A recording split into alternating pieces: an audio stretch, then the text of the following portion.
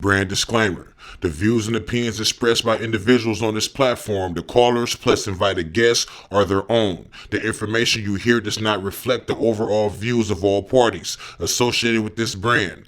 We encourage everyone to research all things heard live or via archive for edification purposes. Discretion is advised.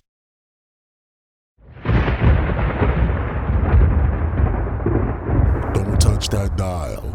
You're now listening to Debate Talk Radio.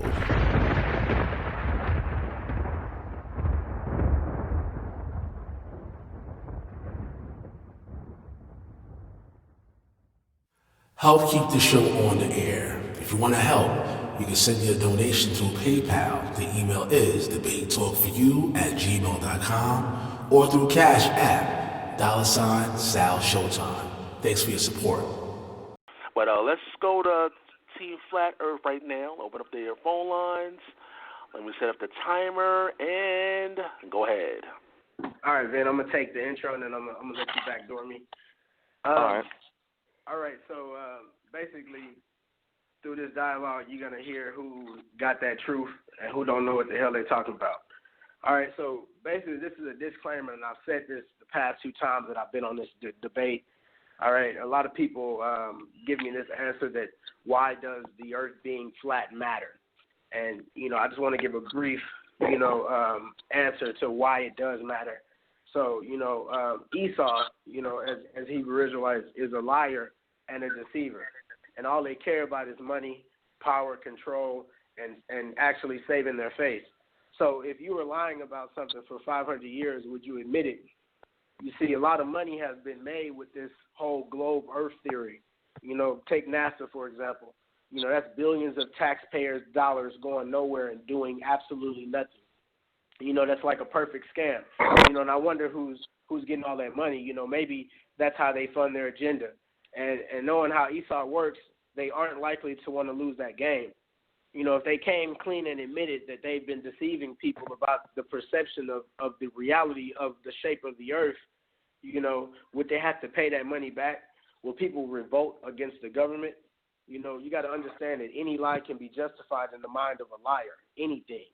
So through movies, through television, through magazines, through books, through toys, and mainly NASA, they played a key role in indoctrinating and conditioning the world into believing such damnable heresies that the earth is a globe, that it's a sphere. And not only a sphere, it's a spinning sphere that's a planet, that the water is kept perfectly symmetrical by some special force called gravity, that the earth is millions of years old, that each star you see outside at night is a sun of its own that has planets that rotate around its tube, that the earth is a third planet from the sun, spinning 1,000 miles per hour. Not only that, it's rotating around the sun in unison with 11 other planets at 67,000 miles per hour. The sun also isn't stationary under that solar system. It's spiraling through the Milky Way galaxy at 500,000 miles per hour. And the Milky Way galaxy alone is expanding into black space at 670 million miles per hour. This is established science. This indoctrination has bugged out and indoctrinated and brainwashed the masses. It has led people to become atheists. It has led people to believing in a Big Bang. It has led people to accept heliocentrism, which is sun worship. It's the belief that the earth and planets revolve around the sun, and the sun is the center of the universe. When the Bible speaks of geocentrism, the Bible depicts the earth as the center of all celestial bodies. That globe, that earth being a sphere, has opened the door to many vain ideologies, mainly evolution. You see, the globe earth paradigm has gave birth to a form of spirituality that's brainwashed people. It has controlled humanity, mainly by removing the Most High out of the equation and his intelligent design and replacing purposeful creation with unplanned cosmic coincidences in your solar system. All right, so by the powers that be, by them removing the earth as the motionless, stationary center of the universe, these powers have helped move us not only physically but metaphysically from a place of supreme importance to a standpoint that's meaningless, which is absolutely demonic. All right, it's self-serving. It's led the masses to reject moral principles and adopt the belief that life is pointless, meaningless. Not today. If somebody says the earth is the center of the universe and that nothing moves and that the earth is flat, it's immediately outweighed by indoctrination of the globe due to how deep people have been conditioned. You learn about this globe before you can tie your shoes, because quite frank, if the earth is a globe, then ideas of God, ideas of creation, and a purpose for human existence is unattractive, it's uninteresting. Just think about that. Like I said earlier, if the earth is just one of billions of planets revolving around billions of stars and billions of galaxies, then the ideas of God, the ideas of creation, and a specific purpose for human life and existence on this earth becomes questionable, it becomes debatable, it becomes unlikely. Why would you believe in a Bible on the earth that when you've been indoctrinated that there's billions of planets and billions of stars? That's my standpoint. So I'm going to let the brother Vin talk, but through the process of this debate, listen to what people say and actually do they believe in it. Is it believable? You got the floor, Vin. All right, brother. I mean, you pretty much said everything that needs to be said in terms of the introduction. Our belief is that in terms of the positioning of the earth, we take up a geocentric model, and in terms of the shape of the earth, or at least the shape of the surface of the earth, we're taking the view that it is a flat earth plane. Outside of what Tazapanya said, there's really not much else to explain. Once you take away heliocentrism from the opposition's argument, you pretty much underfoot every other argument that they have, whether that be Darwinian evolution, atheism, and there are about 2 or 3 others I think me and Tazapanya had decided upon that are affected by the crumbling of the heliocentric position. So there's pretty much not much else to explain in the introduction.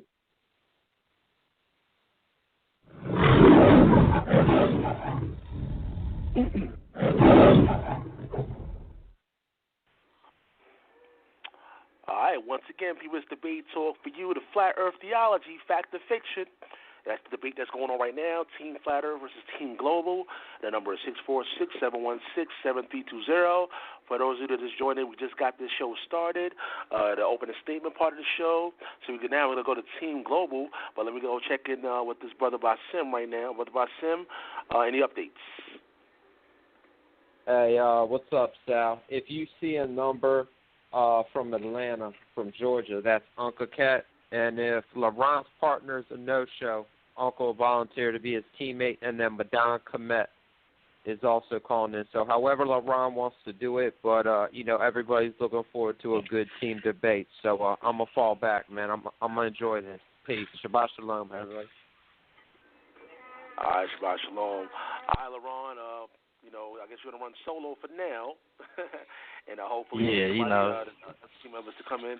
If you guys are out there, you got to press number 1, though. We had a whole lot of people checking out the show.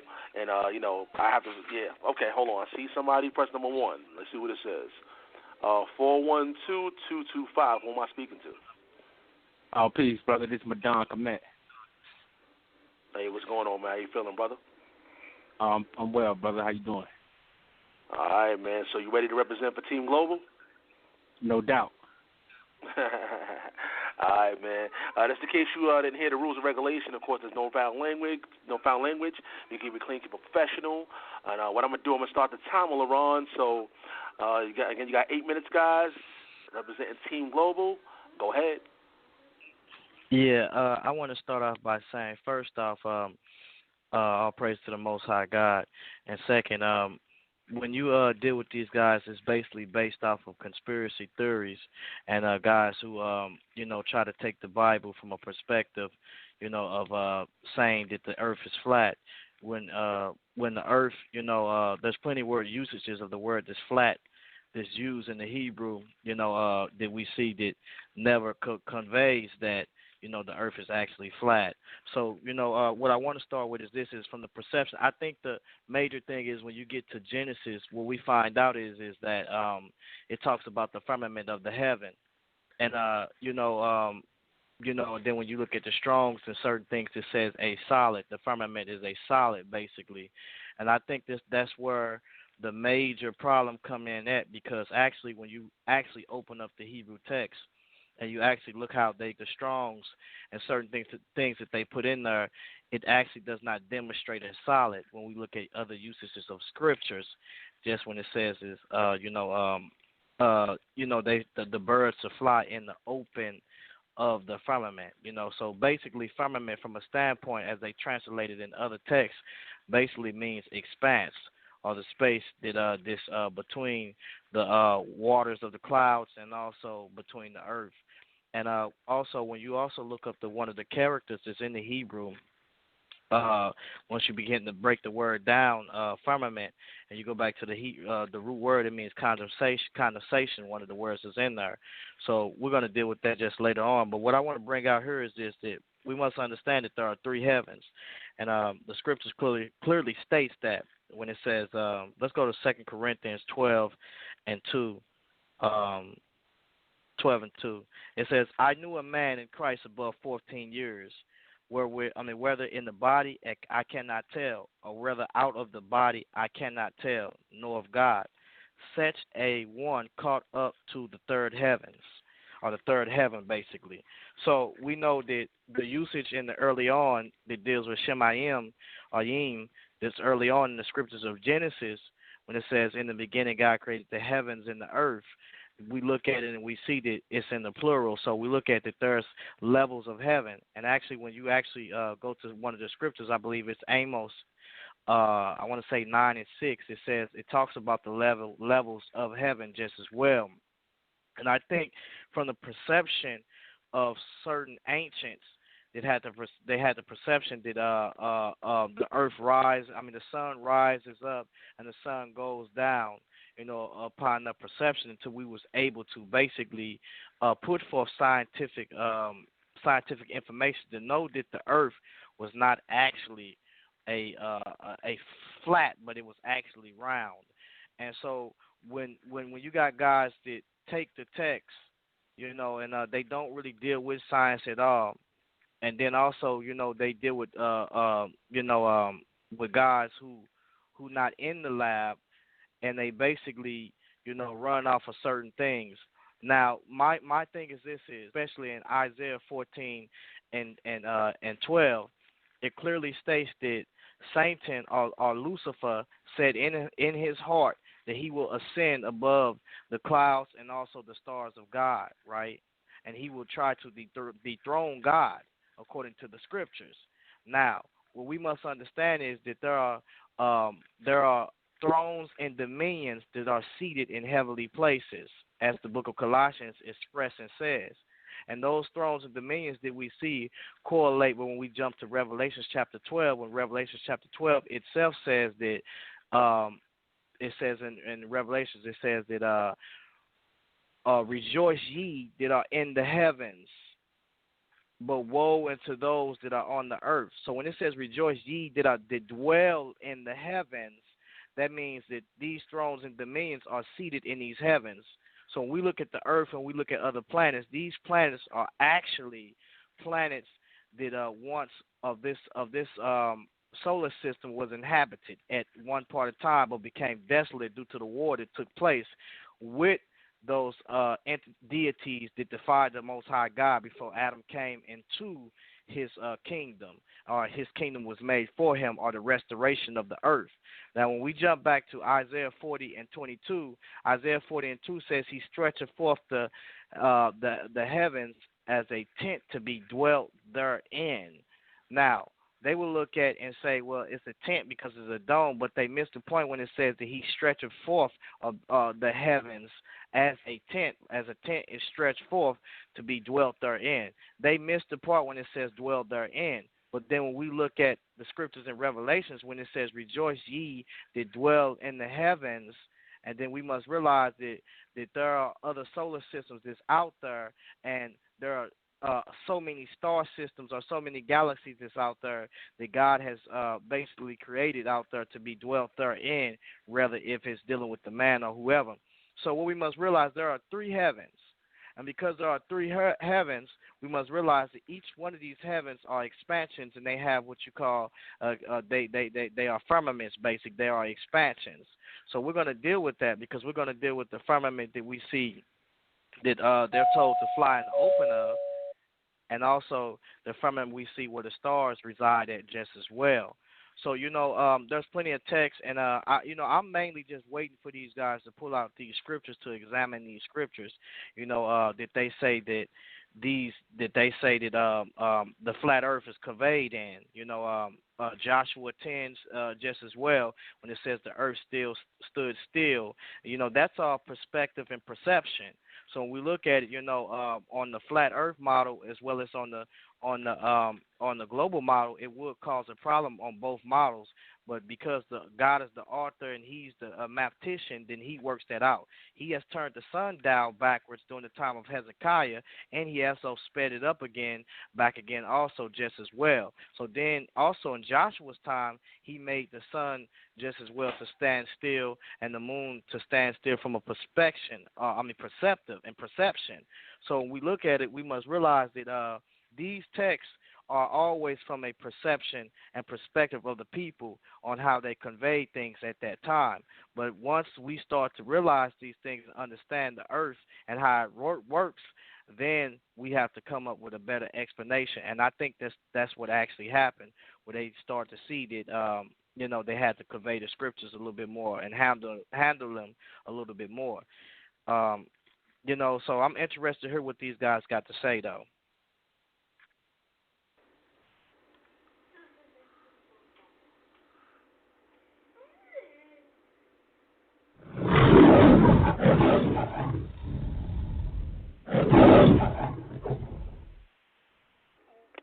All right, once again, it's Team Flat Earth versus Team Global.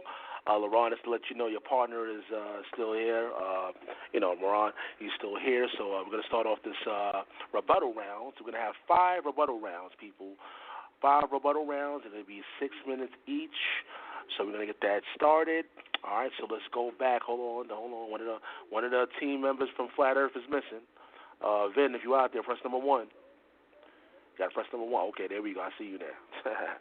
All right, so let's get round 1 started. Let me open up their phone lines. And go ahead. Yo, Sal, wait. Yep. We're going to have to do this right. And, as much as the brother just crucified his own self in that opening statement, I still would like you to give him a few minutes in the early round to state his stance on the nature of the system in which the world resides in. Right. He never really expressed his position at all. He never pinned himself down to a position. So we're not going to do that, okay? We're not no rookies. You're going to establish your position and what you believe. That's what your introduction was for. Well, actually, I think I made myself. Yeah, I was going to say, you want to allow your partner to speak right now, too? Okay. You got Madan Komet in here. Yeah, I forgot the Madan because I didn't know if Madan Komet was repping or did he know anything about the flat Earth. But go ahead, Madan Komet. Oh, peace, Con, no doubt. Appreciate it, brother. I would just like to say that a lot of brothers that do believe in the flat Earth, they say one reason the Earth can't be round is that it's because how the other people that's on the one part of it, they would fall off if it was round. But through observation, I kind of look at the moon. And if you look at the moon, if you look at this landscape of the moon, you can see that the landscape is actually going over to where you can't see beyond your eye to a curvature shape, in my perspective from what I see. And to me, that alone shows that no matter how the earth is shaped, the Most High can do as will. And if he want to spin it like in the earth, like he says, he spins the earth over nothing, and he can do that as well. So I think that's when brothers make that claim, I think that claim is not well enough established. And but looking at the moon alone, and like G-Con mentioned, looking at different ancient societies, astronomy system, everything was round and global in shape. So I think that's basically where I stand on this point. All right, so let's bring back Team Flat Earth. Let's bring them back in. Again, we're going to start off round 1. It's going to be 6 minutes each. Round 1 all the way to round Sal, 5. So let's open it up. Yeah. Let me give you an example real quick. My name is Tazapanya. I believe that the earth is flat, stationary, and everything in the celestials rotate around the earth, and the earth doesn't move. Your turn, guys. Right. Pretty much what we're asking you is not to just put out your argument, but just establish, lay down the foundation of everything that you believe on your position. Where is the position of the earth in your model? Is there a solar system in your model? Where's the sun in position with that solar system in relation to your galaxy? Explain what it is you believe in the briefest of senses so that we can get this thing going. Well, your line's open. Everybody's line is open. I was going to say, even if when you look at the sun, when we say the so-called sun goes down, you can see that it's not actually going down. It's just going to the other part of the earth, which I think a flat model can't show, because to me, if the earth was flat, we should all be able to see the sun and the moon all at the same time. So I don't think that hold no weight. Taz, do you mind if I grab that? Yeah, grab it. All right. Well, you're dealing, when you're reading scripture, you're dealing with what is observed. So the person is giving you their eyewitness testimony. Eyewitness, literally, what their eyeballs are witnessing. In the scientific method, which is a method that's required for anything that has to do with science, observation is pertinent. So if you cannot observe it with your two eyes, it does not exist in science. According to science, observation of the tangible physical world, okay? So when it comes to your rising and setting of the sun, due to our perception of our eyes, it seems as if it's rising and setting. But if you look up something called the law of perspective, then you see that when something gets further away, it's like, all right, when you have the night lamps or the street lights, and you're looking down the road, it appears that the street lamps get closer to the road the further that you get away. But in reality, we know that that's not the case, okay? That is called the law of perspective. It's the same thing with the sun. The sun has its circuits over the earth, and as it moves away from your position, it seems as if it's setting, okay? It's very simple. It's not rocket science. You can go ahead, Tyler. We just want you, brothers, to establish: does the earth move? Does it have a rotation? Is the sun in the center? Is the sun bigger than the earth? Is the earth bigger than the sun? We just want a quick foundation to get into the debate so we can know your side. All right, so I didn't start the time yet. So, LaRon and my brother Komet, y'all can go ahead and I actually established that early on. Somebody got some moving around in the back. They might got to stop moving around a little bit. Got to mute your mic. They might. Talking. Yeah, I actually established my position. The model. I'm global. That's my position. So what else do I need to establish? I mean, I'm waiting on y'all to go with the go ahead. Pull your scriptures out. So everything that's established, like the Earth spins at a 23.4 degree axis at 1,000 miles per hour eastward, and it spins around with the sun around the other planet 67,000 miles per hour. And the sun is spiraling through a Milky Way galaxy 500,000 miles per hour, and the Milky Way galaxy is expanding into infinity space at 670 million miles per hour. That's what you agree with. All right. Yeah. You say what? Now go ahead, LaRon. My fault. Yeah. Basically, once again, I stated my position. Now, if you want to try to push me into a paradigm to where, that's what you want to do, then you can. But I specifically said that you're not going to find anything in these scriptures that says that the earth is your model. So I'm telling you, if you find it, then you need to put it forth. So I don't know anything about far as dealing with on the scientific matter, but I do have some questions for you brothers that I have to ask about what you're putting forth.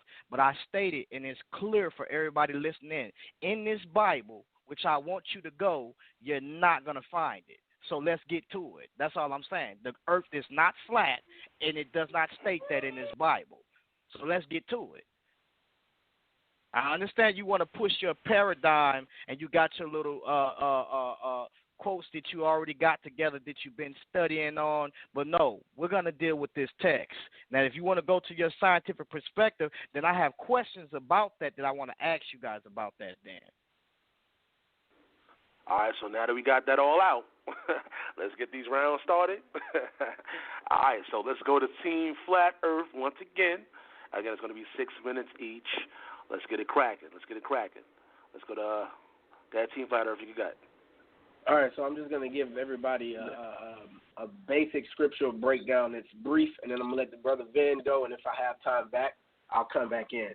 So basically, from the understanding of the scriptures, the earth is flat, all right, and there's a hemispheric-shaped dome on top of the earth, all right, and it's referred to in the scriptures as the firmament, all right. So if we go to Isaiah chapter 40 and verse 22, it reads, "It is he that sitteth upon the circle of the earth, and its inhabitants thereof are as grasshoppers, that stretcheth out the heavens as a curtain, and spreadeth them out as a tent to dwell in." When you go into this word for circle, it's Strong's H2329. And the problem is when brothers go into this Hebrew, they pick and choose definitions to fit their doctrine. When you look at everything, it's clear as day. So when you look at Strong's H2329 and you look at the outline of biblical usage, the first definitions used are circle, circuit, and compass. These are not definitions of what the word means. These are the words that it's used in the scriptures with Strong's H2329. So if you go to Job 22:14, that same word is there, and it's used in compass. You go to Proverbs 8:27, and it's showing a circuit. All right, so when you look at the second definition, it says the vault of the heavens. When you look at the bottom, it says circle, sphere, use of the art or vault of the sky. Brothers will just go to the word sphere and just have tunnel vision and be ignorant of everything else that's shown. So once you see circle, sphere, use of the arch, vault of the sky, what is that arch, vault of the sky? It's talking about the firmament in Genesis chapter 1, verse 14. When you go to the firmament in Genesis chapter 1, verse 14, it says extended surface, solid, expand, firmament, all right, flat as base, support, all right. And then when you go to the Genius Hebrew Chaldean lexicon, and it shows you the definitions which is used in the scriptures. It says Genesis 1 and 14, 15, 17, and 20, the firmament of heaven spread out like a hemisphere above the earth. A hemisphere is half of a sphere. Two hemispheres make up one sphere. How in the hell can the earth be shaped like a globe when the firmament is the shape of a hemisphere and you put a hemisphere on top of a globe? No, you put a hemisphere on a flat surface. So when you go back to Isaiah chapter 40, verse 22, I don't know how brothers can't see how we get this in the scriptures. It says he stretcheth out the heavens as a curtain and as a tent to dwell in. What are the shape of tents? If you Google a tent, it's in a hemispheric shape. You put tents on flat surfaces. It's simple. The scripture said there's nothing new under the sun. That under the sun is in reference to geocentrism with that sun inside the firmament. Because in Genesis 1 and 14, he places the sun and the moon and the stars inside the firmament. He didn't place no so-called planets or landable dwelling places inside of the firmament. All right, the sun and the moon is inside of our atmosphere, and the fallacy that these brothers have is that they're idolaters and they follow sun worship. So the sun has to be 400 times the size of the earth, which is why that brother said if the earth was flat, the sun would light up everything. No, it's based on perspective. All right, the sun is not 93.5 million miles away and millions of miles in circumference. It's right above your heads, and it's a local luminary. You got it, Vic. All right, so pretty much when we're reading, what is it that you mentioned, Tazapanya? Isaiah 4 and 22? 40 and 22, yeah. 40 and 20. All right, so when he sits above the circle of the earth, this is a very common mistake that people make, and it's not to insult anyone's intelligence, but it can happen. It's a basic failure in basic geometry, okay? Understanding the difference between what is two-dimensional and what is three-dimensional. So when he says he's sitting above the circle of the earth, we understand that you can draw a circle on a flat piece of paper, and that flat circle is still round, okay? That is common sense, okay? So a circle is two-dimensional.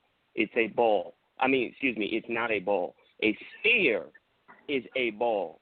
And that's the model that heliocentric practitioners are putting forth, which they have no observational evidence for whatsoever. Not even a sliver of evidence. Okay, so if Laron G is going to bring up his evidence, he's going to have to come strictly out of the scriptures, which we don't see that he can do in any way, shape, or form. The scriptures does not say anything about planets. The scriptures does not acknowledge axis and orbital rotation. Tazapanya, what's that verse where the earth is immovable? The earth is immovable. 1 Chronicles 16 and 30. Okay, so if the earth is immovable, okay, that's plain English. There's no way to get around that. That means there's no orbital rotation and there's no axis rotation. That is what immovable means. That is plain English. Taz, do we have anything on that in Hebrew, just in case they want to do that, play that game? I don't have it right now, but I can have it by the next time we come up. We get it in? Psalms 93 and 1, yeah, I'll get it. Okay. Sal, how much time we got? Yeah, so our time I'm about to run out. All right, so watch for conjecture. Conjecture is pushing a doctrine with incomplete information. Don't twist scriptures. Don't go somewhere and read it and then throw in an axial or orbital rotation because the earth is immovable. All right, so we pulled your card. It's all.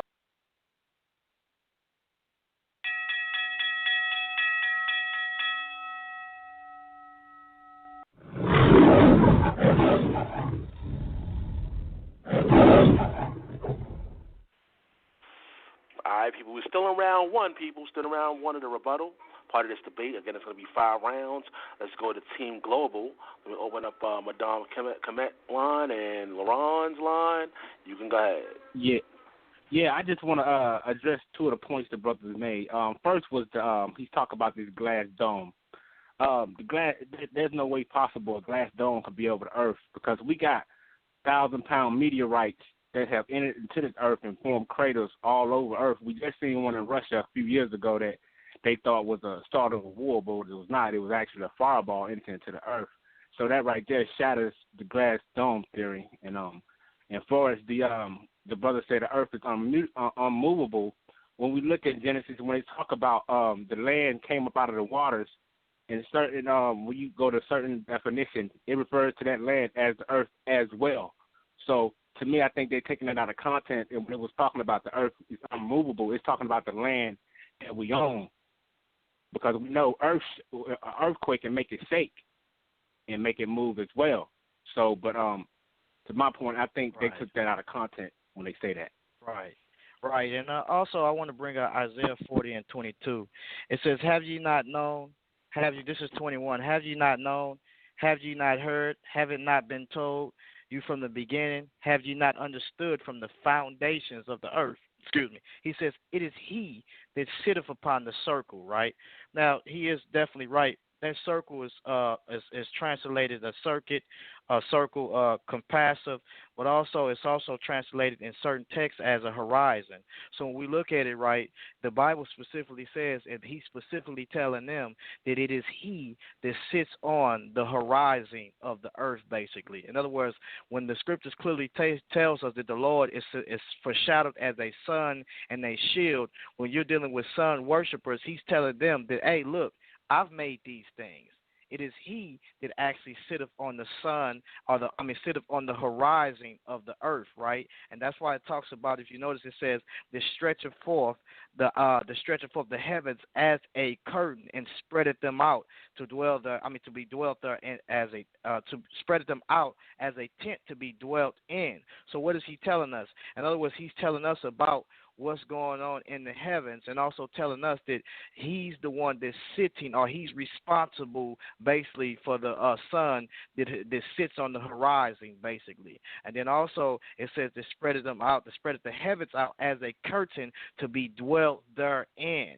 So when he spreads the heavens out as a curtain to be dwelt therein, or a tent, basically, is basically saying that he has beat out, as it mentioned in Amos 9 and 6, these layers or these stories to be dwelt therein as a tent. So as when I tell you solar systems, when I tell you about other life, existing life that's outside of man, as far as dealing with angelical beings, thrones, and dominions, or principalities, this is what the biblical text is actually trying to demonstrate to us.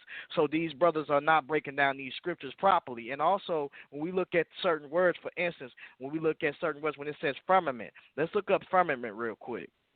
Because a lot of these things that we're seeing, we're starting to find out is from a perception or their perspective that they added in there, and it's actually in parentheses letting you know that they actually added these things in there. So when you look up firmament, right, the word firmament is H7549, and it's rakia, right? And it's a extended surface. Now, if you look at it, the word solid there is in parentheses, and that's because they added it there. But later on, as you look at other texts, when the scholars came back to relook at it, during the they put it as a expanse, basically. So let me jump over to Genesis and break something down in Genesis real quick, because I think that we got it mixed up a little bit in these brothers' mind. They trying to bring out something that's not actually there. Now, when you look at the text, right, let's read the text. It says, and darkness was upon the, it says, and the earth was without form, whatever.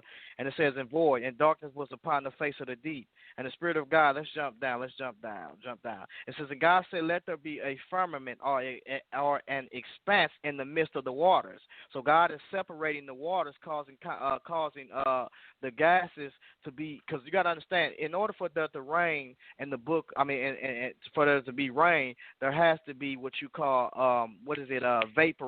vaporization, and that's through the gases. And the gases that come, they turn into, when they rise up, they turn into a liquid form through condensation. And so once it rain back down, therefore that's how you have the cycle. So we see this also in the text when you read Genesis in the second chapter, when it says that he caused a mist.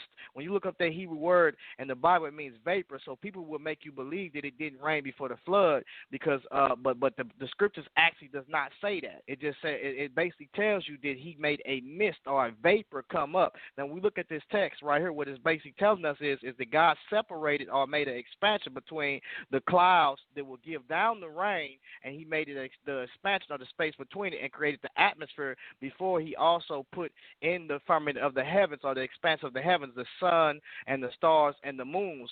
So once he put them back into orbit, after he made them or restored them in the book of Genesis, when he said, let there be light, because I believe God restored the light to cause day and evening, basically, as the scripture says it. Day and evening is made by the earth spinning on its axis, basically. This is how the earth spin on its axis, and it caused a source of light, the stationary.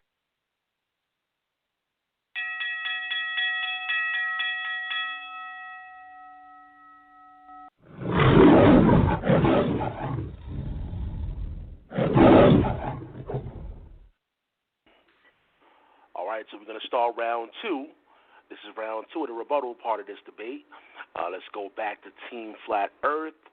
Open up the phone lines and go ahead. Okay, so one of the first things I wanted to get at, if we're making a mistake about plain English, about the word immovable, and you're going to claim that it's the land, I assume you mean the continents on the earth that is immovable. You are going to have to explain tectonic plates, okay, and tectonic shifts.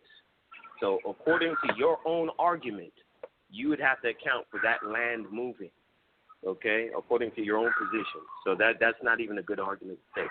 I just want to get that out the way. I'm going to let Tazapani go ahead, and I'll chime in the end.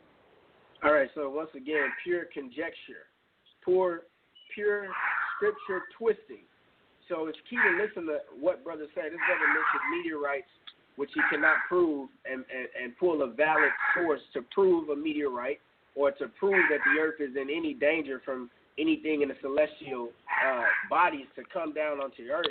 All right, the brother talking about vaporization. He's talking about everything outside of the fact of proving that the earth is a sphere. All right, there's no way he can go into a scripture and show evidence of a globe with the sun in the center of his imaginary solar system. He has to demonstrate that. He cannot. And he brought up the definition in Genesis 1:14 of the word firmament. And once again, like I said before, he pick and choose. If you go into the Hebrew Chaldean lexicon, it says firmament of heaven spread out like a hemisphere above the earth. That's the understanding when you break it down of it is he that sitteth above the circle of the earth. It's not a hard thing to grasp. All right? So with this globe, and you have to understand that the globe defeats itself scientifically. Water's job is to remain level. All right? And these brothers have to explain how millions of tons of water is kept perfectly symmetrical onto this globe by a force called gravity, but little birds can get up and fly. We know that rivers flow down to the oceans to sea level, but on a globe, how would water flow down to the oceans if the oceans had an incline due to the curvature of it being a sphere? That doesn't make sense. These brothers can't prove this. The oceans would destroy the land completely if the earth was round and somehow the water managed to stick to the surface. All right? If that's the case, rivers would constantly push on the land until they cut right through it. That's how water would behave if it's on a slope and it meets a barrier in its way. All right? That means if there's an incline to the water, you wouldn't even need wind to sail. I'm going to say that again. If there's an incline to the water, you wouldn't even need wind to sail. You would just go down with the flow on your globe, because that round surface gives you the incline, so it doesn't make sense. You can go to the ocean, you can look as far as you can see, and the ocean is going to remain flat because water's job is to remain flat. All right? That's called the physics of water for anybody who wants to look that up. Physics of water. Okay, they have various experiments. Also, I don't mean to cut you, Taz. I just wanted to chime in terms of the circuit, how he's saying that we cannot prove a flat plane or flat Earth geocentrism. That's false. And I think one of the biggest problems that people in general have, especially the black community, is reading comprehension and context. Okay, you can only get context out of having reading comprehension. So when you're understanding that a circle from the Most High's position, if he's seated on top of us, he's looking down, he sees a circle. Do you understand? The circle of the earth. Okay, it's just like if you have a race car track, a little child's race car track, it's in a circle. We'll pretend that's the circuits of the sun and the moon, and then you're looking down at it. Okay, it's not a simple observation. Yeah, go ahead, bring that out. This is Job chapter 28, verse 24. For he looketh to the ends of the earth, and seeth under the whole heaven. All right, that's geocentrism in the Bible. There's nothing new under the sun. He just said about the flat earth. The earth will be flat, and the sun circumnavigates above the earth. That's why the scripture says there's nothing new under the sun. It didn't say he see under and around the whole heaven. It says he see under the heaven.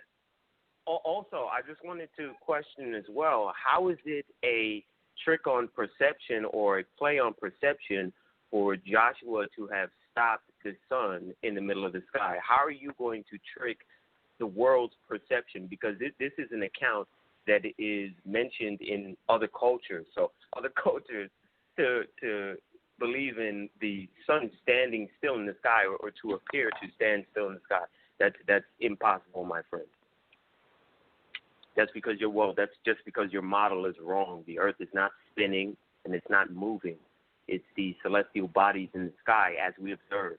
If nobody told you when you were small that you were on a spinning ball and that ball is spinning around the sun and the sun is spinning around the center of the galaxy and yada, yada, so forth, you would not observe that and you would not know to believe that. When you walk outside, you look up in the sky, you see the sun and you see the moon moving. You see the constellations moving.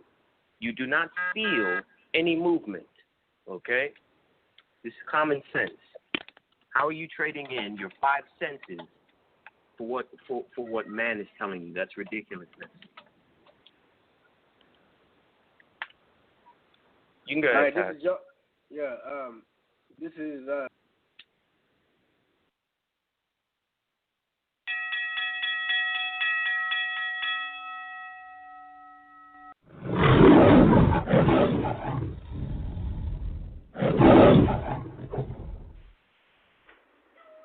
so we're still in round 2 right now. This debate, round 2.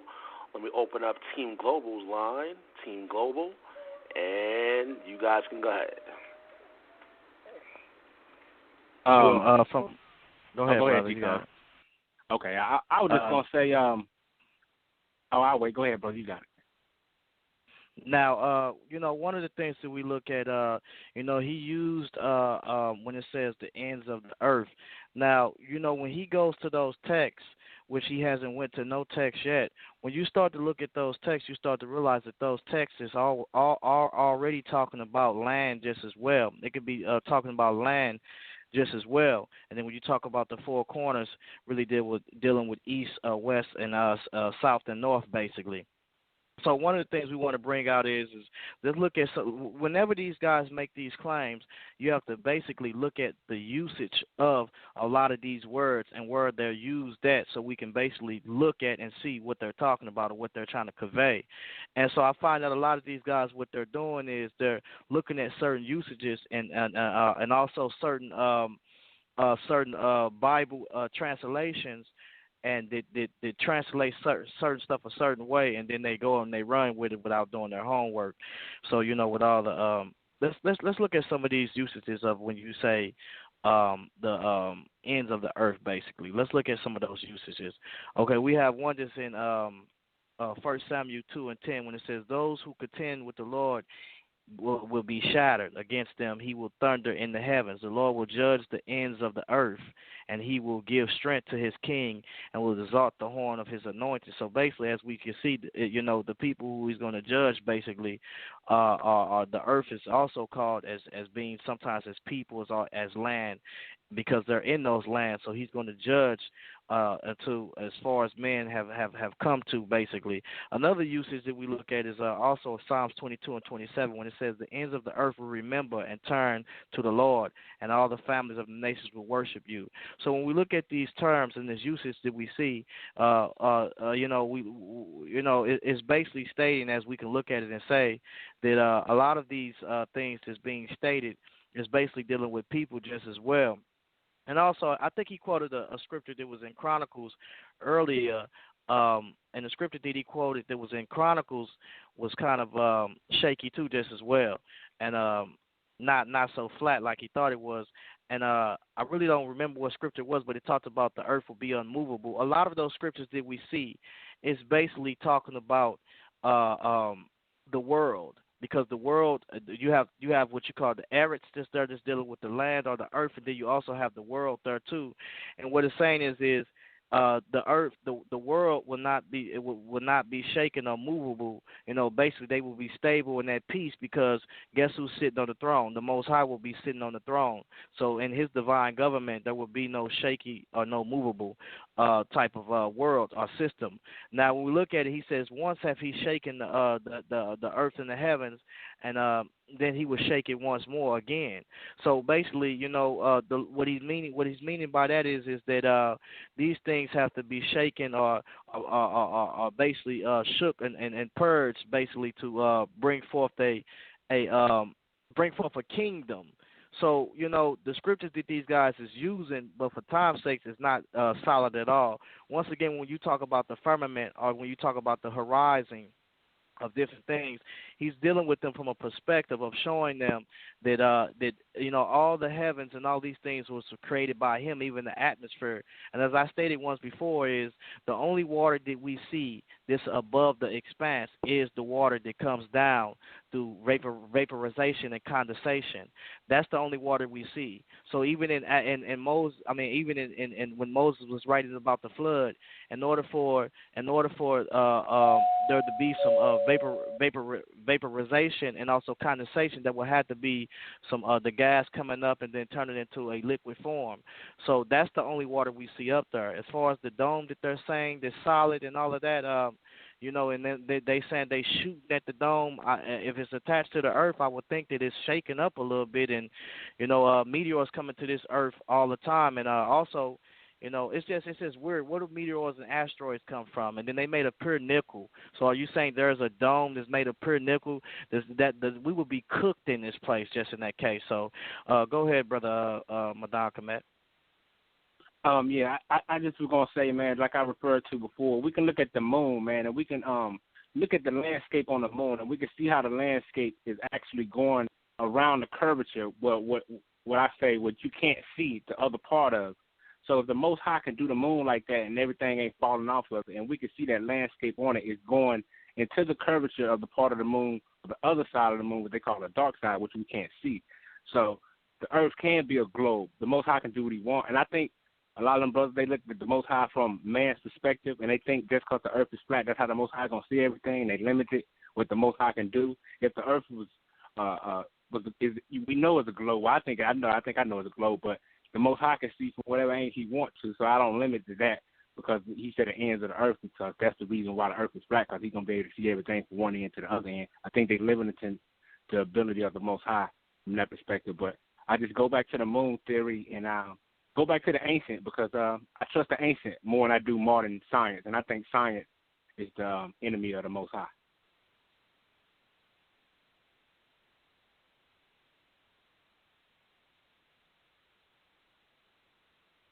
I guess we got some more minutes to Sal there.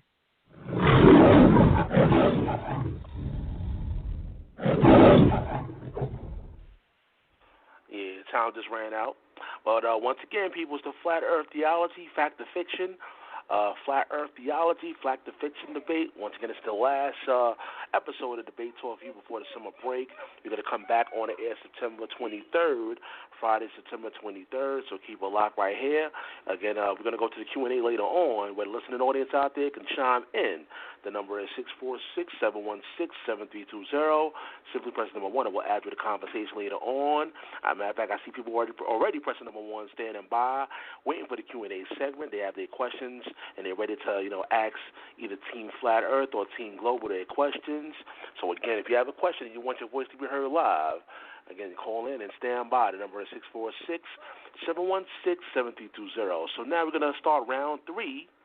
We're going to start round 3 of this rebuttal part of this debate. Well, let's go to Team Flat Earth once again. Open up the phone lines and go ahead.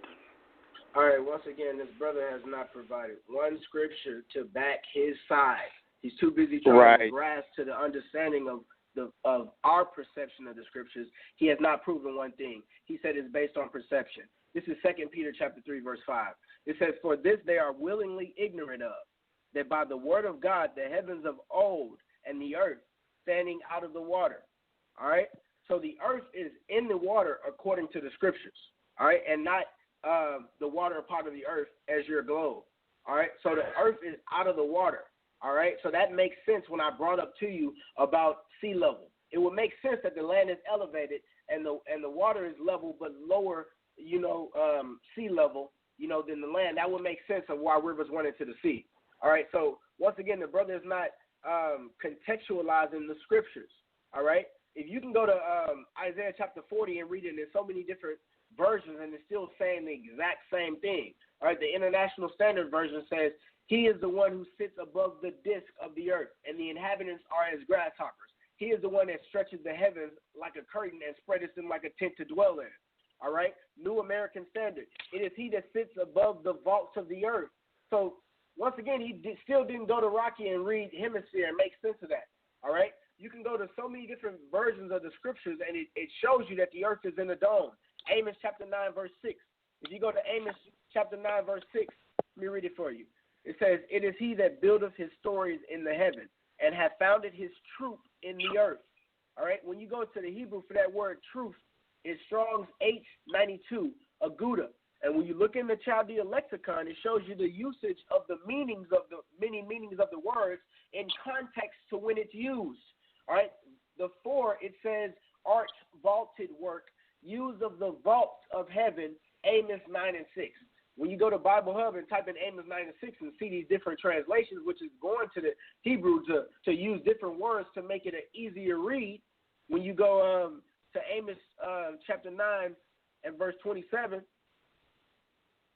it says, New American Standard Bible, "The one who builds upper chambers in the heavens and hath founded his vaulted dome over the earth." So the problem is the brother doesn't know how to contextualize even to the equivalent of a biblical scholar that translates the Bible to make it easier to read. So the brother is incorrect. He has not provided any scripture to prove any claim that he stood on. He didn't even want to say what he stood on in the beginning. All right, so I'm going to let you take it, man. All right. Yeah, I mean, there's pretty much not much to go through because I think what we have here is a great representation of what happens in the general public, and at least what I come across a lot is a lack of understanding on both positions on what heliocentrism is and its history, as well as geocentrism and its history. So if you don't even understand the two principles, one which you claim to believe in and the other which you're arguing against, and two, you're not applying the proper context and therefore reading comprehension to the scriptures, you're not going to be well equipped to do battle with being Tazapanya in terms of this type of debate. I mean, in terms of the ancient cultures, we have many ancient references. If in fact the majority of the ancients believed that the earth was flat, okay, and that there was a dome encasing all of us in it, like the damn Truman Show, okay? So, I mean, I don't even know what else to say. We brought out so many scriptures for geocentrism and the flat earth, and we haven't heard one single scripture, again, not one Siding with the globe. Heliocentrism. So let's just cut him on another premise. Since he said that the earth rotates before our time is up, he said the earth has rotation. All right, so the sundial, for example, is an old ancient instrument used to measure time. It dates back to ancient Egypt. All right, around 1500 BC. It was used in Greece. It was used in Rome. It was used in Central Europe, and it was most commonly used to determine time even after the mechanical clock was developed in the 14th century. The sundial was actually used to check and adjust time on mechanical clocks until the late into the 19th century. All right, so it's an ancient instrument used to show we live on a stationary flat plane, and it's the sun that moves on us. All right, how could the sundial work correctly on a spinning ball that's also spinning around the sun and still correctly measure time? Not to mention, it was used in the late 19th century to correct mechanical clocks. The ancient Egyptians believed the earth was flat. They believed the sky was supported by 4 places of mountains, and the sun was carried across the sky in a boat from east to west. All right, Chinese people believe the sky was a round dome surrounding a flat-shaped earth. All right, the ocean goes all around the earth, and the sun circumnavigates the earth. All right, in ancient India, it was believed that the earth was a circular disc surrounded by the ocean. In the center of the world was a mountain. All right, the sun goes around the mountain once a day. All right, in the evening, the sun goes behind the western side of the mountain, and it travels behind the mountain at night. So what I'm saying is all these cultures got flood stories in the scriptures, and they also got flat earth testimonies in their historical records. So if we're going to believe their documentation on the flood, you got to believe it with the flat earth. All right, the flat earth was brought to you by the Greeks. All right, and it was not a belief of our ancestors. The flat earth is far much one of the most provable doctrines found in the scriptures. All right, but the problem is reading comprehension. You got it. Right. I mean, just the word in itself, heliocentrism, sun-centered worship. Come.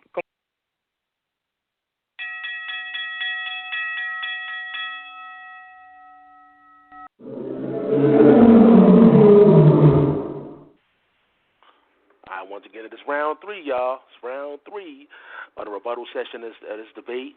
We're going to go to Team Global now. Team Global, open up their phone lines, and you can go ahead. Yeah, when you also look at Amos 9 and 6, right? Let's look up a couple of translations. That we see. I think these brothers, they run with translations, and they don't really look at the words the other usage at. But since they want to deal with translations, let's look up these translations when he talk about the word Gouda, right? Now, it says, this is the King James Version. It says, "It is he that buildeth his stories in the heavens," which means basically levels of heavens, "and have founded his troop in the earth." Because remember I told y'all that Paul said he was caught up into the third heaven, which they have yet to explain.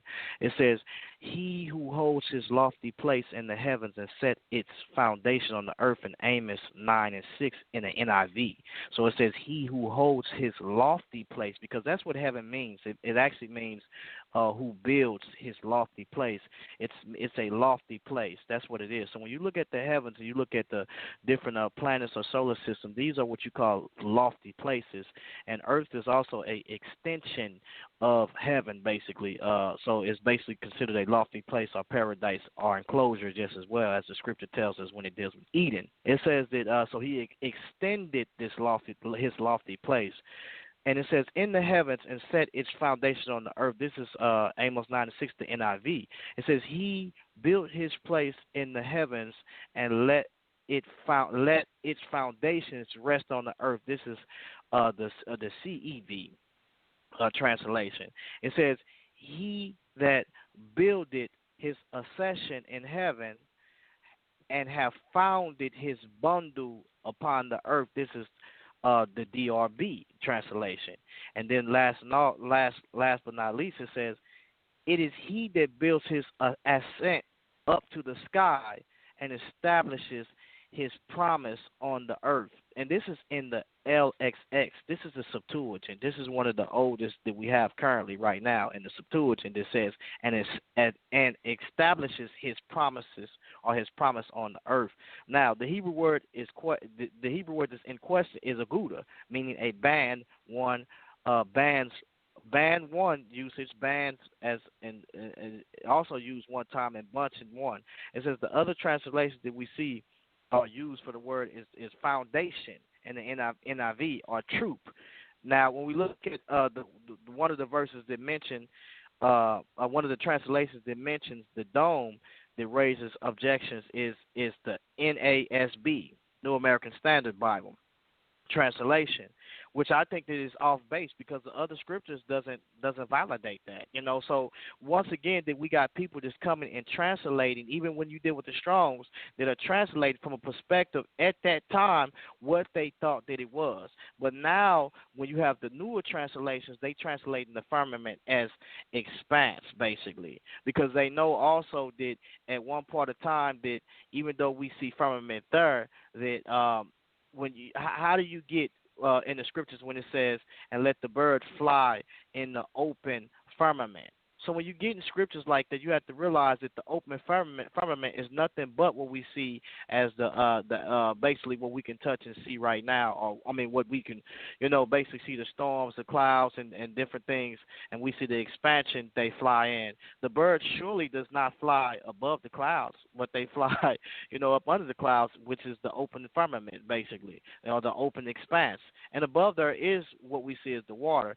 So the different scriptures that we see these guys using is way kind of off base and kind of ridiculous or whatever. So then also I want to bring out, it's I find it odd that, when we deal with eclipses, how does that work on the flat Earth model? How do you get a lunar or a lunar or a solar eclipse? How do you get those things? You have a lunar eclipse. We have a red moon that takes place, and also the phases of the moon. At one point in time, that if I'm in Missouri and I see that there is a solar eclipse, right, or what is called a lunar eclipse, and I see it in Missouri, then you would have to think that the lesser light that was given for the evening is not over in the in the east. You wouldn't see it there. So at one point of time, they don't have light over there. They don't have a lesser light over there. So it's kind of weird. And then also they say that the moon or the sun is 3,000 miles above the earth, and that's kind of ridiculous within itself, because even with that, if it was that close above the earth, we definitely would know that you're not seeing during the eclipse no moon will be on the other side of the earth. So it's just kind of funny that they're doing it. And when you look at their model, the flat earth model, how do they have solar eclipses? How do they have lunar eclipses? That's a question to ask. I think they got it wrong about the firmament. Why hasn't he dealt with the three layers that Paul talked about, the three heavens? He hasn't dealt with any of that yet. So scripturally, I find no model that they can use as a flat earth to explain what a solar or lunar is. And they say they're Hebrews, so they should know about the phases of the moon, because they keep the moon in the Sabbath and stuff like that. So, these guys are really odd. Go ahead, brother. I just want to say, the brothers say, how can the earth be a globe about the water and whatever. But we can go to Hebrews 1:3 when it says the Most High is basically sustaining all things by His powerful words. So by that alone, the Most High can keep everything sustained as well, And we go to Hebrews 11:3. It says,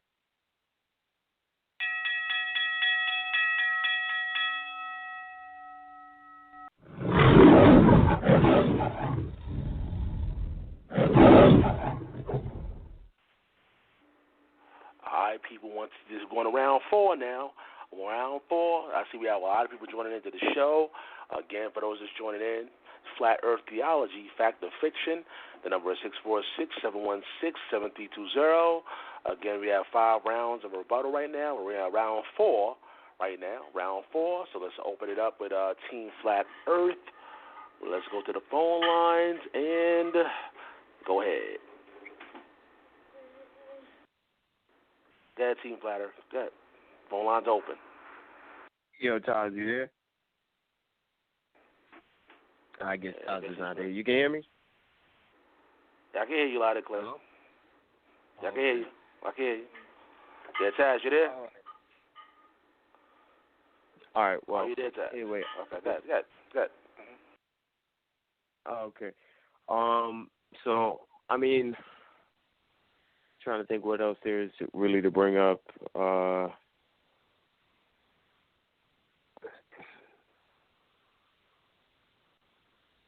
They're not giving us much really to work with, brother. We haven't heard any verses, once again, to justify any of their belief systems. We'd at least like to see a verse for axis or orbital rotation. We'd like to see a verse. Yo, you there? Yeah, I can hear you now. I got you now. I heard everything. I want to come in and cut everything he said. He dogged himself. So since he didn't state a claim in what he believed in, I'm just going to assume that the sun's diameter is 400 times greater than the moon, and that the sun is 400 times farther away than the moon. So according to globe theory, a lunar eclipse occurs when the sun, earth, and moon are in a direct line like 3 bowling balls.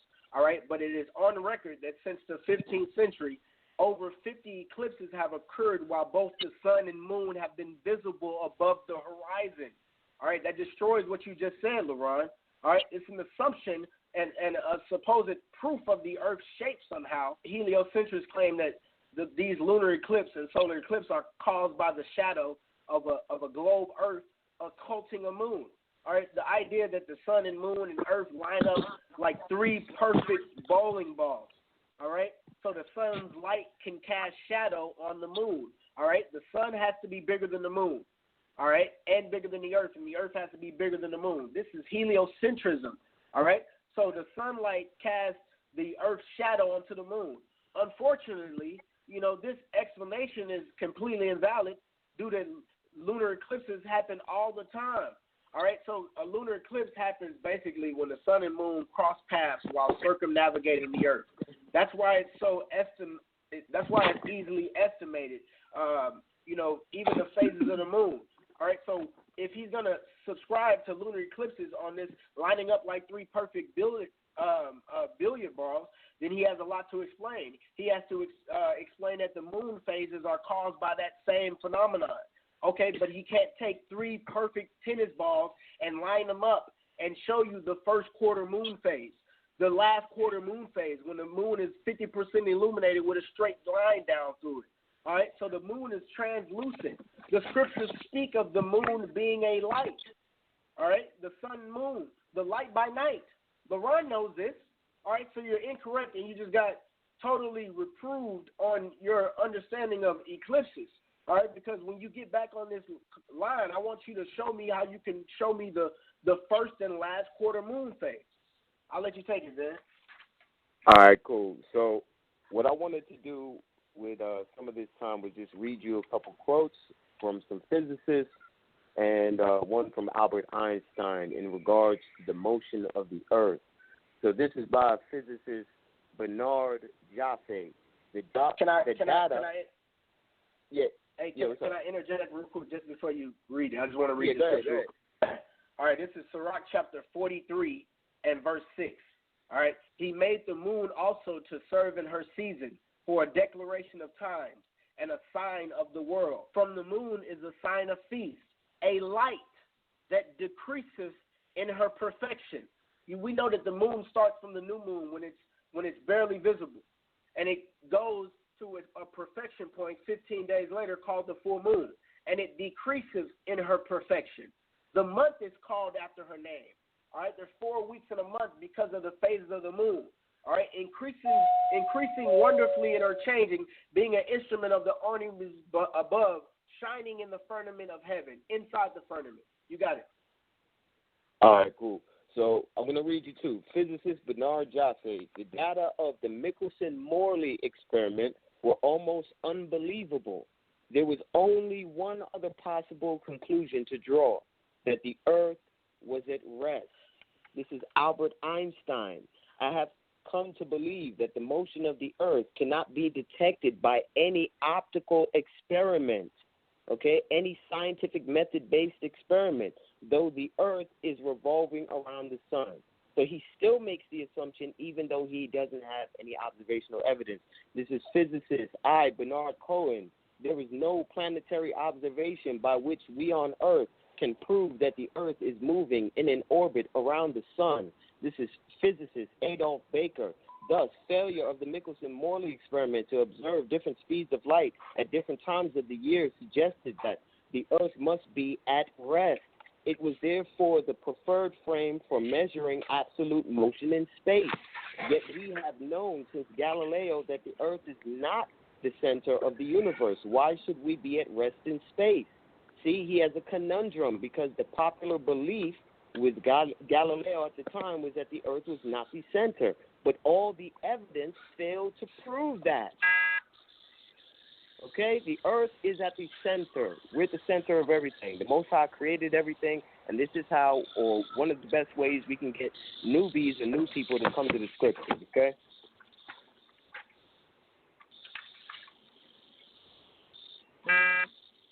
All right, and another.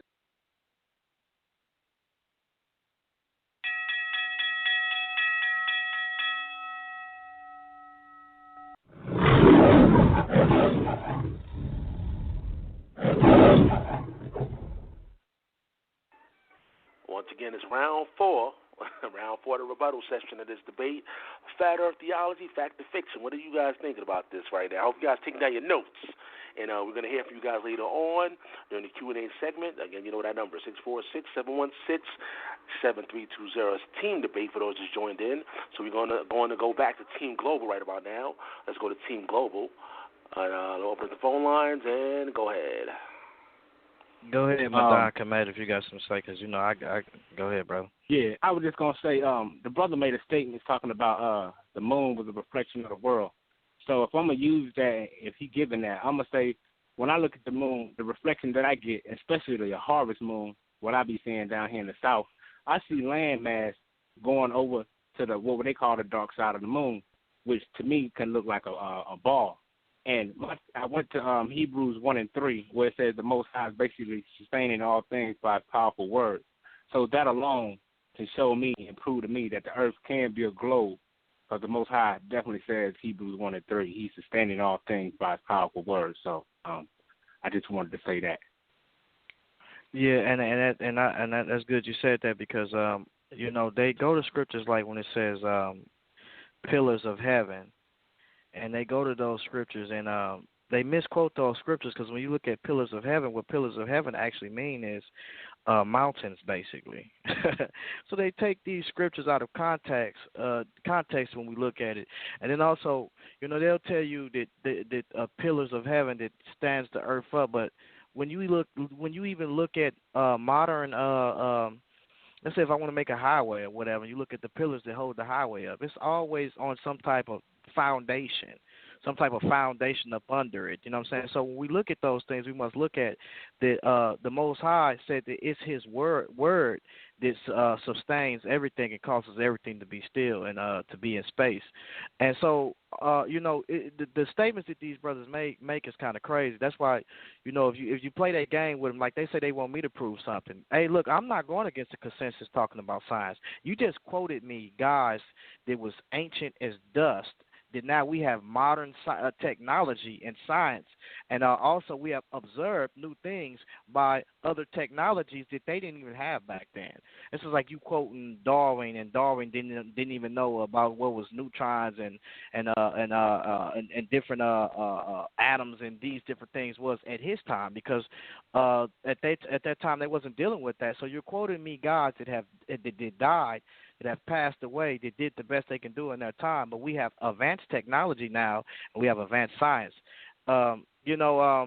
Several years ago, so even with the moon phases, I mean, like I say, you can't have a eclipse, and when you look at these eclipses, right, and you say that right now, it's the moon will be out right now, where I can see the moon right now. I would be able to see the moon if there's not any clouds, and then it will be daytime over in the area probably of what time is it? Probably in California at that time. But then you see that also that in Japan it probably be coming upon their daytime to where it's rising in the AM, but we're still in the PM on the West Coast probably.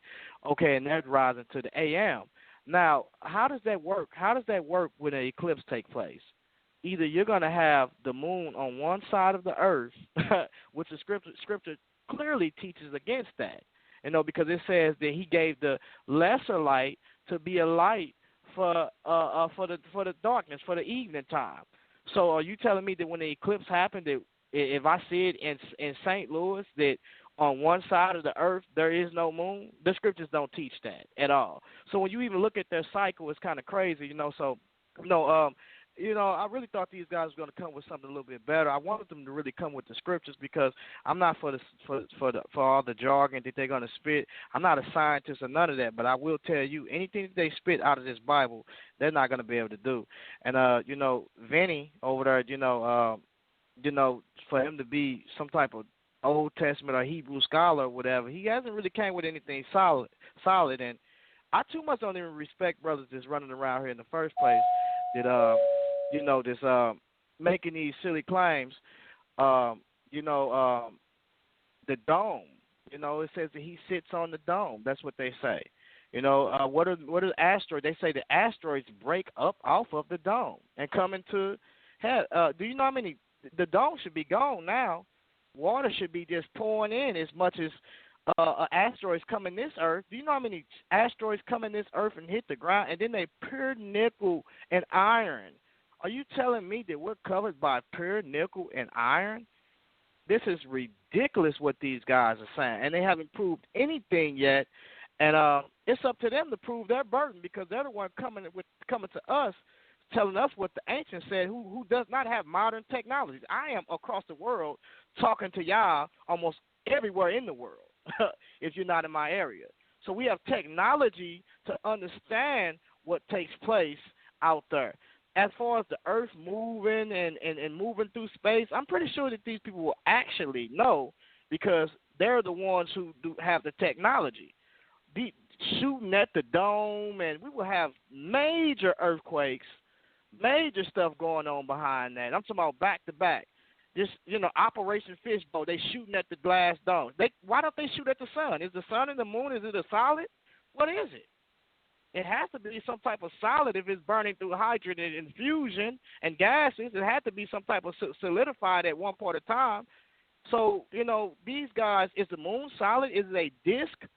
What is it? Is it a sphere? Is it a globe? If it is a globe, then we are a globe ourselves. So these guys, man, come with food. I can't wait to the questions, because I really want to really know what is these guys dealing with.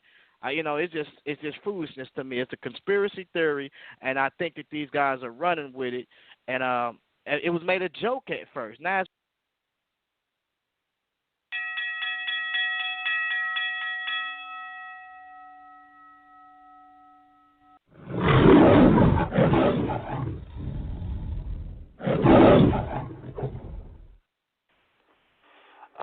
we are round 5 of the final round for the rebuttal session of this debate, and after this, we're going to have the cross-examination. Basically, it's going to be a free-for-all. They can dialogue with each other and chop it up and ask questions. During the cross-examination part of this debate, it's going to be 10 minutes. Well, it's 10 minutes overall, and everybody's going to speak to each other. And after that, we're going to take an intermission break and go to the people out there, see what you guys got to say. But let's start round 5. We're going to go to Team Flat Earth. We'll open up their phone lines. Okay. Here you go.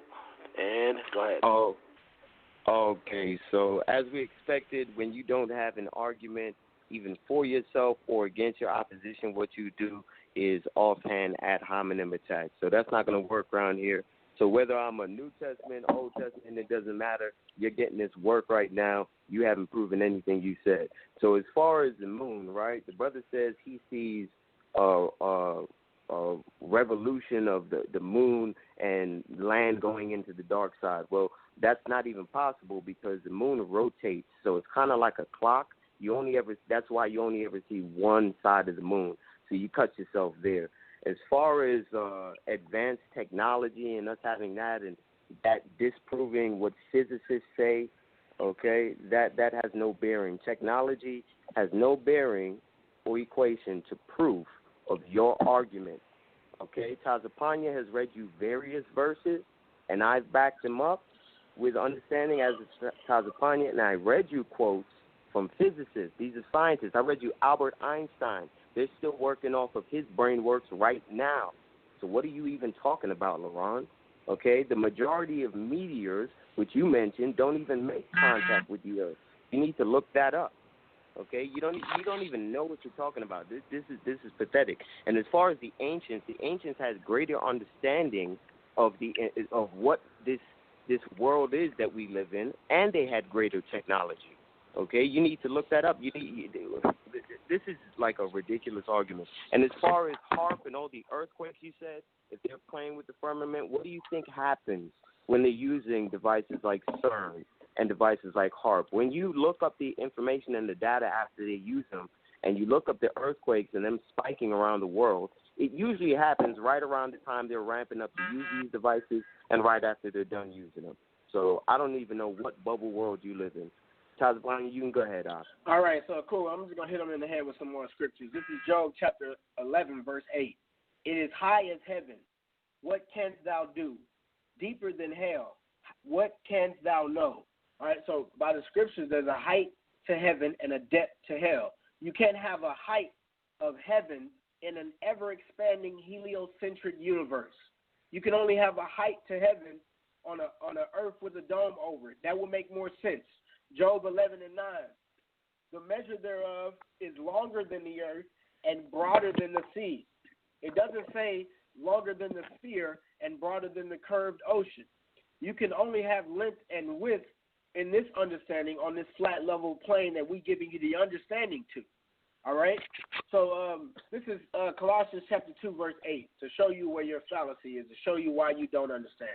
All right, it says, beware lest any man spoil you through philosophy and vain deceit, after the tradition of men, after the rudiments of the world, and not after Christ. And we know, like the brother said on the other side before, worldly wisdom is foolishness with the Most High. This flat earth thing is not worldly wisdom, it's wisdom of the ancients.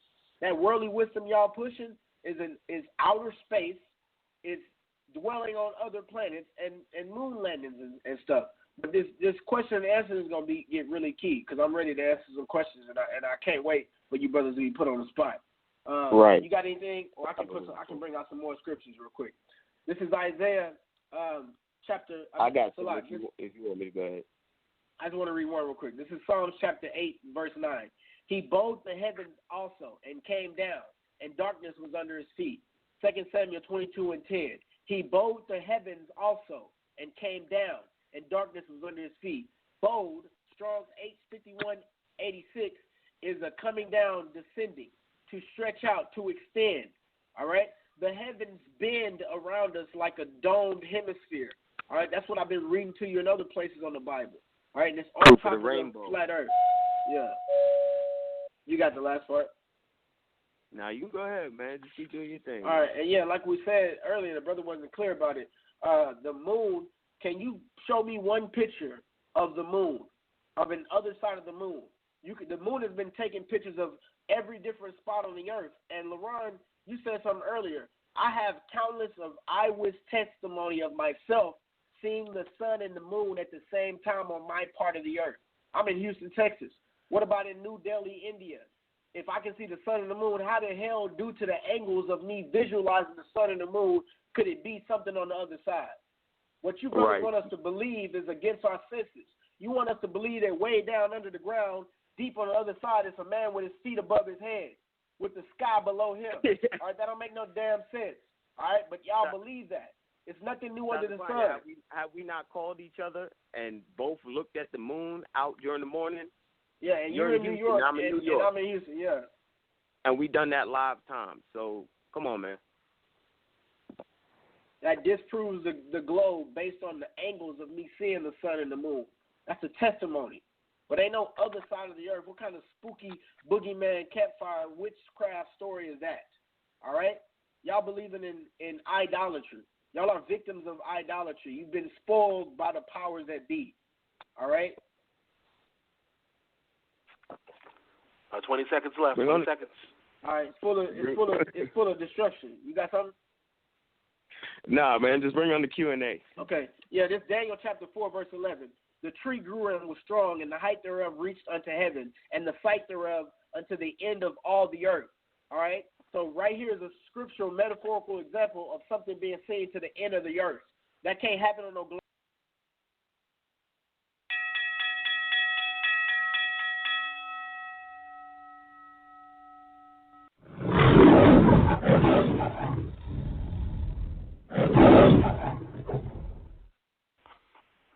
This is round 5, the final round for the rebuttal session part of this debate.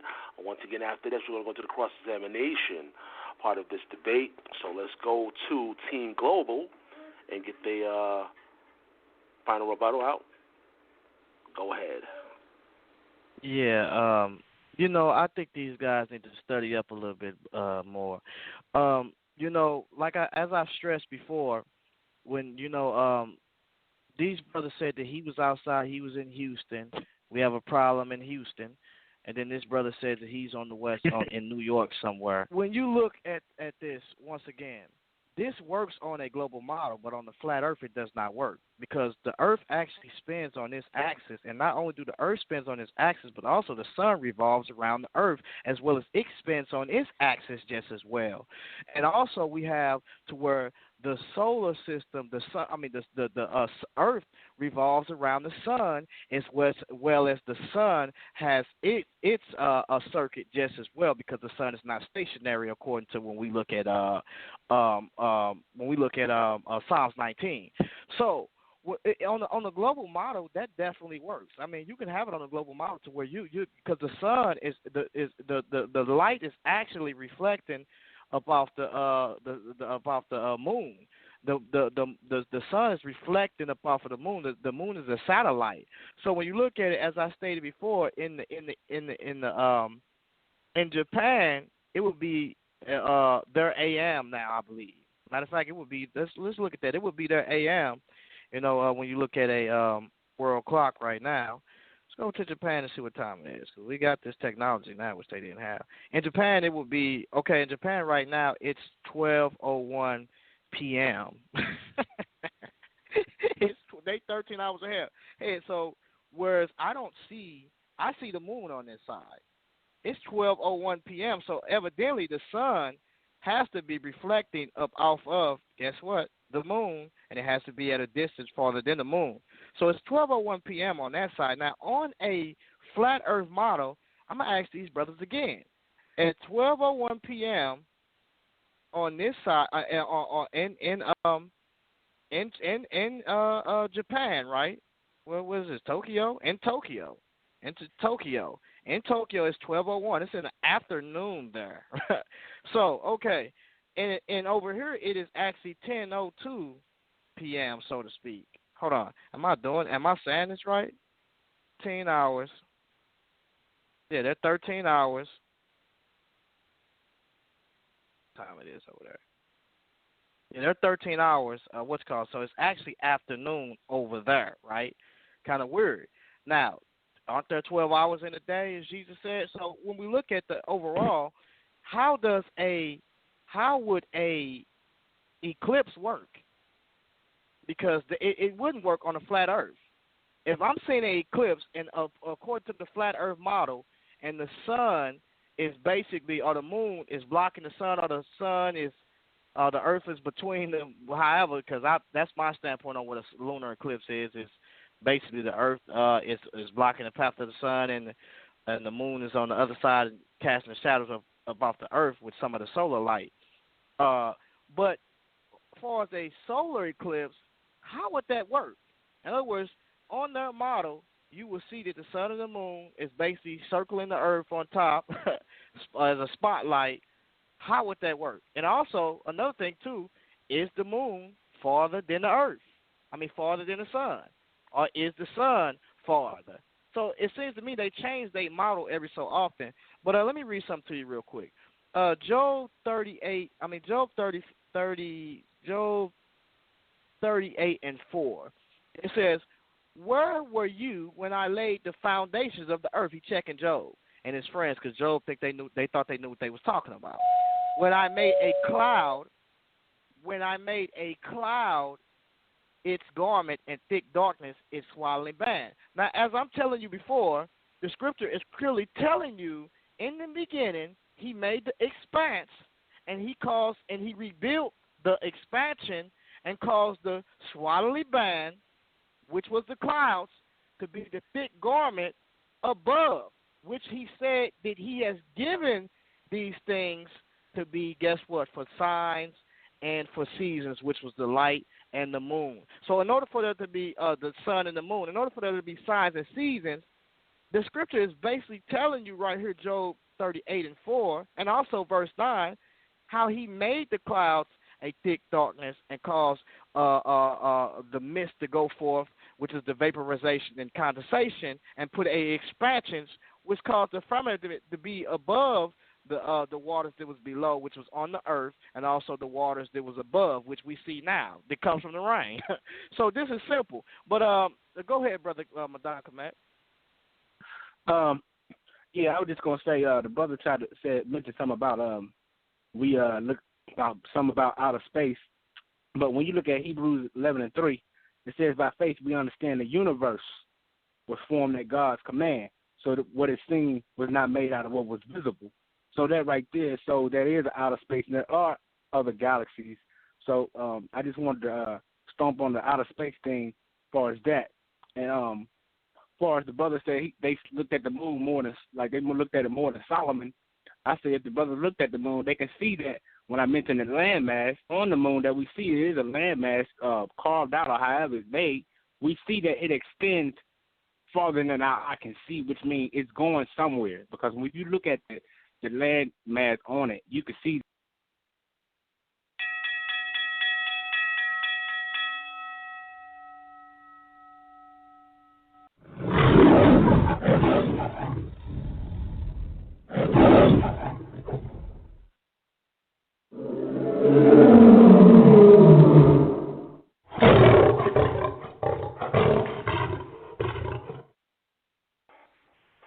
All right, so now begins the cross-examination part of this debate.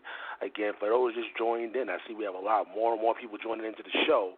Again, it's the last show before the brand new season. Season 7 begins September 23rd. We're going to take a summer break. We're going to be back September 23rd. And the air is the Flat Earth Theology, Fact or Fiction. I know you guys are taking down your notes. I'm seeing the responses on social media. I'm seeing the emails as well. I know you guys are enjoying this debate. And we're going to get your questions and your comments later on. Again, that number is 646-716-7320. So we're going to go to the cross-examination part of this debate. It's only going to be 10 minutes for this particular segment. Both teams are going to be, dialoguing with each other, speaking to each other. Only thing that I ask is when you ask the person a question, please try to allow them to finish answering the question. And if it gets a little too crazy, of course, I'm going to jump in and moderate. But I'm going to let you guys, go at it and talk amongst each other. Again, it's only going to be 10 minutes. And after that, we're going to go take an intermission break. And then we're going to come back to the people out there, see what you guys got to say. So let's open up all the phone lines now. Open up all the phone lines. And let's see. Everybody's here. Hold on one second. All right, we can start the dialogue. Go ahead. All right, King Globe. Why are there not millions of different real non-composite pictures of the Earth from these supposed satellites orbiting the Earth? I think that, through CGI and different things, I think that what we see is mainly these people have contacted beings outside of ourselves, I believe. I believe that when we look at certain movies, they tell us, also ancient cultures tell us that they contacted beings that's outside of ourselves. I believe they was, possibly even the angels that's mentioned in the Bible. So when it's telling us specifically, I believe they're not showing us everything due to the fact of that. So that's why I believe that they're not. If you want to take a crack at that, you can, Madon Komet. Yeah, I agree with you, my brother. You know what I'm saying? I just wanted to add that I just wanted the brother to ask the question. Well, repeat your question one more time, brother. I said, why are there not millions of different real, non-composite or CGI pictures of the Earth from all these thousands of satellites up there? There's no picture of the Earth. All of them are fake. Well, to my perspective, I think some of them are real. But understanding the beast system, I think he mixed truth with lies. I think some of the pictures are real and some of the pictures are fake. So to me, being a shepherd in this land, I can only theorize for the most part. You know what I mean? But from my perspective, and my understanding, I think they mixing truth with lies. And I think some of the pictures are real, but to keep the masses confused and the masses answering questions, they put out their propaganda that way. Okay, this is my stance. I'll say that every picture of the Earth is fake. Once you throw that out, there's no benchmark to establish the Earth being a globe. All right, so once we understand that, you're going off of blind faith and believing in men. So the listening audience can look up and look at these images and see that they're fake and see that the sizes of the continents change with each new image that they promoted. Right. So that's on the that's NASA my site stance, itself, they tell you that. My fault. On the NASA site itself, they tell you that they're composite rendered images. Okay, so these are not photographs at all. Can I ask you? Yeah, go ahead, brother. Go ahead, Madon. I was just gonna say, he said we believing in men. I just want to say this real quick, John. Every flat Earth model that you've seen, wasn't that made by men? Well, no, the flat because Earth I've made model, some own. Yeah, the flat Earth model, that I subscribe to has nothing to do with actual accurate landmass. But wasn't it made by men or women? However you want to put it. Right, and so is the globe. So is the globe. But right, but I'm just saying that because you said we believe in putting our faith in men. So I think that's a contradiction. There's a real hypocrisy on your part. You put your faith in the philosophy of men because nothing that you believe in is observable from you going outside and looking. The flat let me ask. Nothing that you have come with out of. In fact, you haven't even come out of the scriptures to prove heliocentrism and the ball Earth. So you don't even have any evidence, whatever. So your argument that you're trying to apply to us is like reverse psychology. You should apply it to yourself, brother. Where is let me hold on. The ball Earth hold on, brother. Well, hold on, brother. Listen. Number one is the claim that you brothers is making is like the consensus is totally against it. That's the first thing. As far as scientifically. Well, hold on. So hold on. So when So listen, brother. Hold on. No. Listen, brother. Can I? Hold on, brother. Can I? One at a time. Hold on, brother. Vinny, brother. I'll let you speak. No, that's not my name. My name's not Vinny. My name's not Vinny. You look like your name Vinny, though. Well, that's not my name, brother. Have some respect for yourself. Ivan. My name cool, is brother. Vincent, cool, brother. or you can call me Mr. V. No, my Vincent, name's not brother. Vincent. Listen. It's Vincent. Get it right. Okay, Vinton. All right, cool, brother. No, Vinton. Right, T-O-N. Oh, you put the ton on the Vinton. Okay, like no, my father Vinton. put the ton on it. Get it correct. All right, cool. All right, cool, let's get back on the topic, y'all. Let's go. All right, All right. So listen, brother. All I'm saying is this: if I go to court, right, the proof of the burden is not. You have to prove your case because the consensus is already against you. So you're making a claim, so you have to prove that claim, brother. So listen. So let me ask you a question. Hold on. Whether or not the consensus is against us or let me not ask is my irrelevant question, though, because brother. the name of the debate is Flat Earth versus Globe Earth. So we are both supposed to provide pros and cons for our let me ask argument. you a question, brother. Go ahead. Let me ask my question because y'all asked y'all a question, brother. Now listen. Now, okay, I'm trying to understand how this works, brother. Listen, okay. So the dome, I got to get this. The dome. The sun is inside of the dome, right? According to Genesis 1:14, yeah. Okay, well, in Genesis 14, in Genesis, it's stated that there are actually 3 heavens, as Paul stated. What is that talking about? Well, you have the atmosphere, you have the luminaries, and then you have the realm of the Most High. So those are the 3 heavens that he's talking about? So, okay. Now, how many firmaments is there? There's one. There's one firmament. And what is the firmament? Is it the dome? Yes. Yes. Okay, so let me get this. So he placed the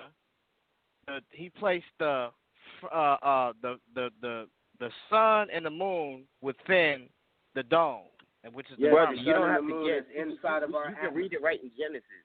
You can read it right in Okay, Genesis. okay, brother. So I'm just trying to get it going. All right. So listen, when he placed that inside of the dome, right now, okay, it says that the birds may fly in the open firmament. What is that talking about, brother? Because it seems to me it's not a solid. The atmosphere. Okay, now the atmosphere. Hold on, brother. Because so when you read the word firmament in heaven, it can be synonymously talking about one or the other. That's what I'm trying to explain to you. But I don't think you understand that the sun can be inside the firmament because it's so big in your mind. You brought up the example of Tokyo and time zones. Do you know how many time zones are in the earth? Right. I definitely, but no, that's how many time zones. Wait, brother. I asked you about a eclipse. I asked you how. See, that's what I'm saying. You're bringing up the time zone, but you're not answering my direct question. When I said something about an eclipse, I said, how do you have an eclipse according to the flat Earth model? In other words, if you hold on, brother. Go ahead. Show us that, please. Okay, so did you not listen to me during the debate? I said that eclipses have been put on record to be seen with both the sun and the moon above the horizon. I just told you I have testimony of me standing in Houston, Texas, and seeing the sun and the moon. On your globe model, I shouldn't be able to see the sun and the moon. All right, so if I could break it down to you, there are 24 time zones. The sun passes into a new time zone every hour. When the sun sets in New York, in 1 hour, it'll set in Chicago and Houston. In 1 hour, it'll set in Denver, Colorado. In 1 hour, it'll set in Los Angeles, California, and so on. So each day, the sun is passing, circumnavigating over the earth, and of course, the sun gives light to more than one time zone at a time, but over the course, it's a clock. And the sun and the moon work like the big hand and the little hand. And when they overlap each other, vice versa, that's a solar and a lunar eclipse. Right. You got to hold on. Wait, brother. Hold on. Now, if you read in the book of Enoch, chapter 72, you'll get the cycles of the moon, and they'll show you the circuit. Wait, hold on, brother. In Iran right now, in Tehran, Iran, it's 7:46 a.m. Right now, at 7:46 a.m. Right on your your flat Earth model, would they be able to see the moon at this time? If I can wake up in Houston, Texas at 7 o'clock in the morning and see the moon, then in New Delhi, which is on the other side of the earth, shouldn't the moon be over there? Wait, brother, wait. Then how can I see the sun and the moon at the same time? Hold on, brother, listen. It's impossible to see. Wait. Let me ask you this question again. It's 7:47 a.m. I can see the moon right now in St. Louis. Hold on, listen, brother. It's 9 hours and 30 minutes ahead of us. It's 7:47 a.m. right now in Iran. So are you saying that are you saying that the moon is not over there right now? Yes, I'm asking you, can they see the moon right now? I can see the moon right now. I'm asking you, can they see? So my counter to you, in Houston, Texas, at 7 o'clock in the morning, if I can see.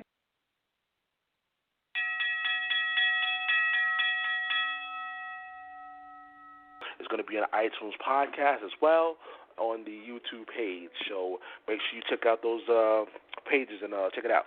But let's go to the people out there to see what they got to say. Well, let me open up everybody's phone line first. Team Global and Team Flat Earth. Let me bring everybody back in.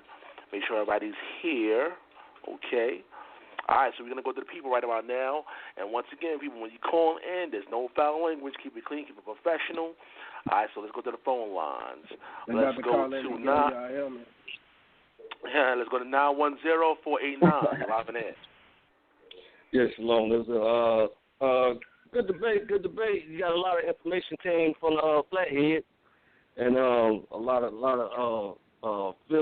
filler talk from the bald heads. I want to focus on one thing the bald heads said, which is they said that the reason you don't see a real picture from space is because NASA is covering up their relationship with aliens. Okay, so you got, and then Madan said that you got lies mixed with truth.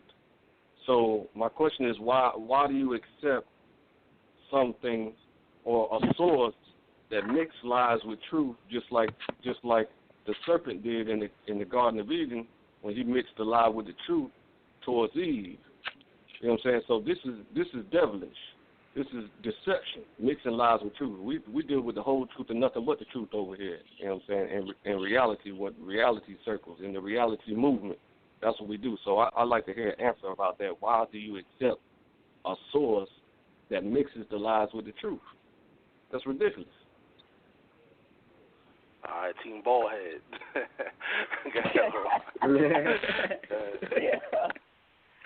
I wasn't expecting that. I like I say, I think that Madan Komet made it clear before. You know, it's his brother's mind is building this thing upon a conspiracy, and they say, why do we accept this and that when they basically accepting the same thing? You know, like for instance, like I just told this brother about what time it was in Tehran, Iran, right? And I did the mile search on it, and these brothers say that the moon or the sun is 3,000 miles above the earth, right? I've heard them say this, and when they say that, and then you have you have it to where the miles between the Tehran and St. Louis is 6,734, then that's a problem, because now you have it to where these brothers would say on their flat earth model, which is the sun and the moon being 3,000 miles above the earth, you shouldn't be able to see the moon from Tehran all the way to St. Louis, Missouri, and it's being 6,734 miles. That doesn't add up at all. So I think that these guys, are tripping. So I think that somebody lying here, but I think that these brothers on this phone getting lied too.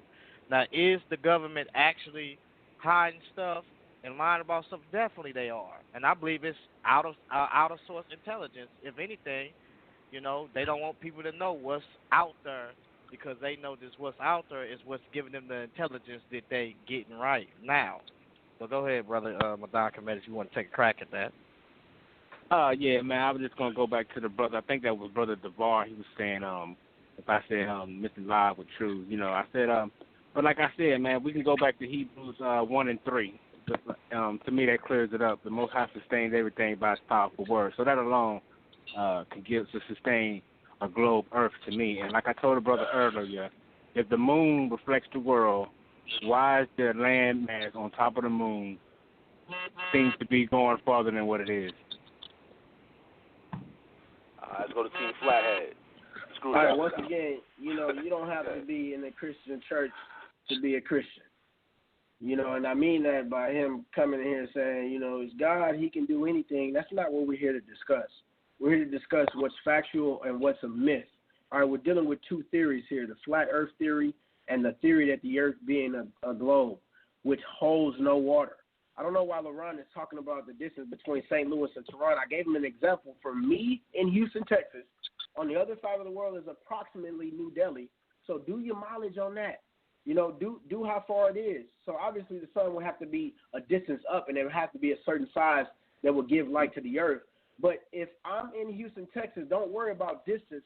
Worry about the angles of which I'm seeing these celestial entities. If I can see the moon still up in Houston, Texas at 8 o'clock in the morning, obviously it's night somewhere. All right? Right. And the moon has to be out there. Okay, so if I can see these two things, why are you stumbling when you're talking about the sun? The moon cannot be seen in New Delhi. In whatever city you call. When I can see the moon in the morning in Houston, when it's night on the other side of the world, supposedly. There is no other side of the world. The sun is small, and the moon is smaller than how you perceive it. Okay. Okay. So how far is it? How many miles is the sun? How big LaRon, is it? let the brother answer how big the question, LaRon. Stop doing that. How big is it, LaRon? I just asked you a question, brother. How far is the earth? The moon and the sun away from the earth, brother? That's all I asked. I would subscribe that the sun and the moon are of different distances, but in the same inside the firmament.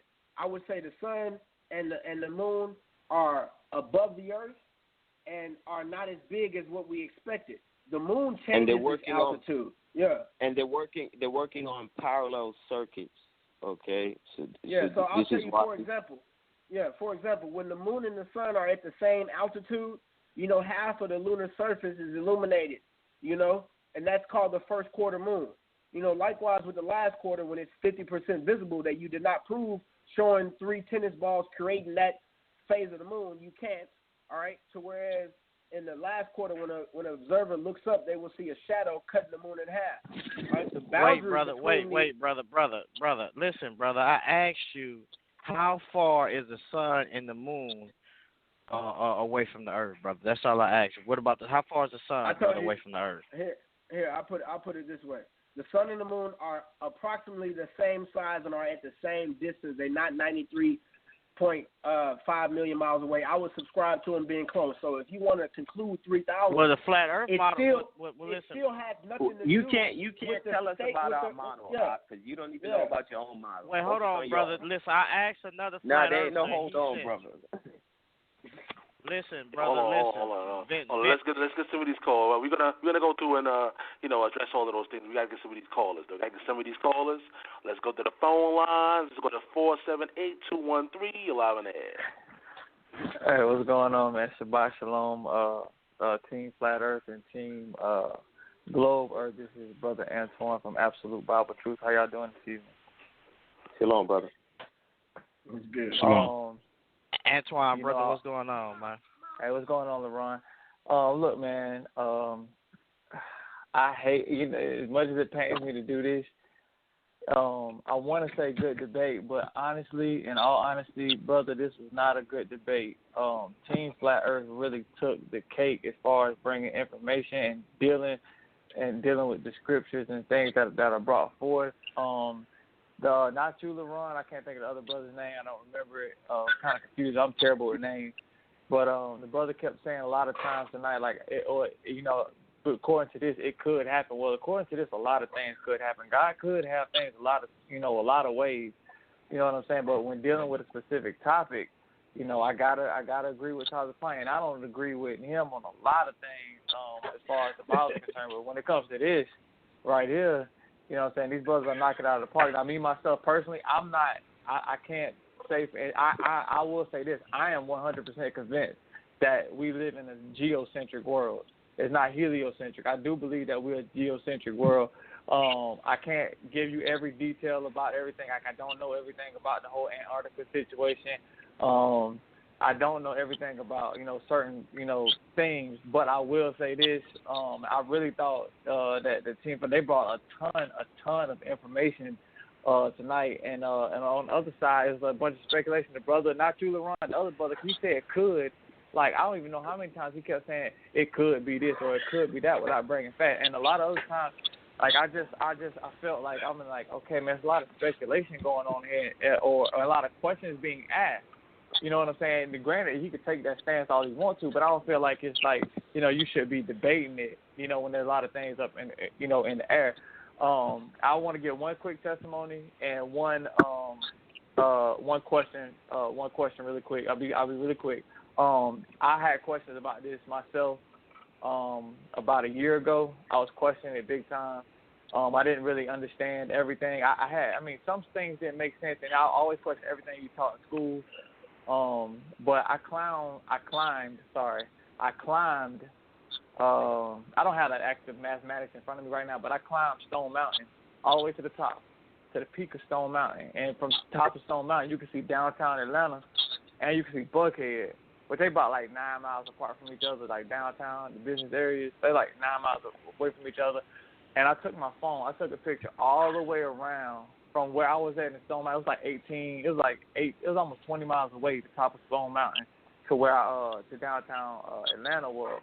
And according to the mathematics of it, like I should only be seeing like half of the building.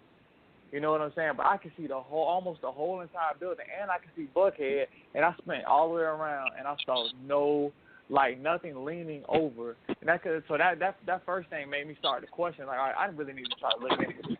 But my question, the real thing that got me is this to the ball earth. You know what I'm saying? Like I said, I'm not 100% convinced on everything. I don't know all the answers to it, but there's some questions that people who believe in the ball earth cannot answer.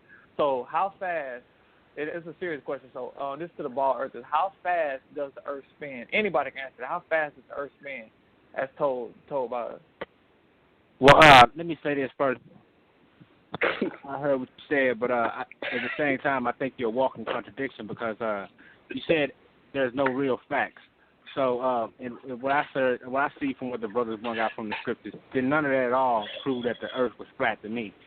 And the second thing, like I said, if we go to Hebrews 1:3, you asked me, I said could, and the brother, you asked me why I said could a lot, because the brother asked the question, how could the earth be a globe and the water not falling off?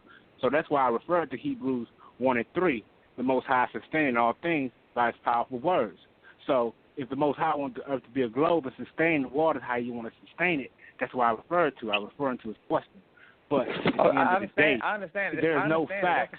There's no facts that the flat earthers have come up with. If you look at it, bro, we believe. I don't think nobody on this panel that believes all things are possible with God. We all believe that. All you doing is just stating the obvious. We understand that. We're not proving the point of whether or not it's a globe or not, or whether it's flat or not. That's the point they trying to bring to you. It's like I can't even deal with that. I've heard them say they're like, man, we ain't got nothing to rebut because you ain't bringing nothing. You know, all you're saying is stating obvious. We believe that, and bro, trust me when I tell you, like, I don't even believe or some of the things that we done went at it with these dudes before. You know what I'm saying? But they got, right is right, wrong is wrong. I am not a respectful person. Righteous is righteous. Do it. I'm talking about bringing points, but that's not my question. My question is, how fast does the earth spin on this? How fast does the earth spin? As told by us by science or by school or however y'all think. That's science. See, that's to me. That's one of the mysteries. That's one of the mysteries of the Most High. So I don't think you can get a direct answer for that in my perspective. But if you had unless you go by science. Well, I'm saying. Wait, hold on. Let me say something real quick. As far as your question, as far as when you said you climbed to the Stone Mountain, right? I think that you forgot to add to that the farther up you go, the higher you are. Now, how high is Stone Mountain? If you took me up. This is like if you took me up 20 stories, or you took me up on the Chicago, the tallest building on Chicago, I'll be able to see so much. So I mean, it's just that just don't cut the cake, because the higher you go, the higher. Listen, I understand. Listen, you completely missing the point, LeBron. This is what I'm talking about. This is why I'm saying, like, they are just like really running away with this debate. Y'all are completely missing the point.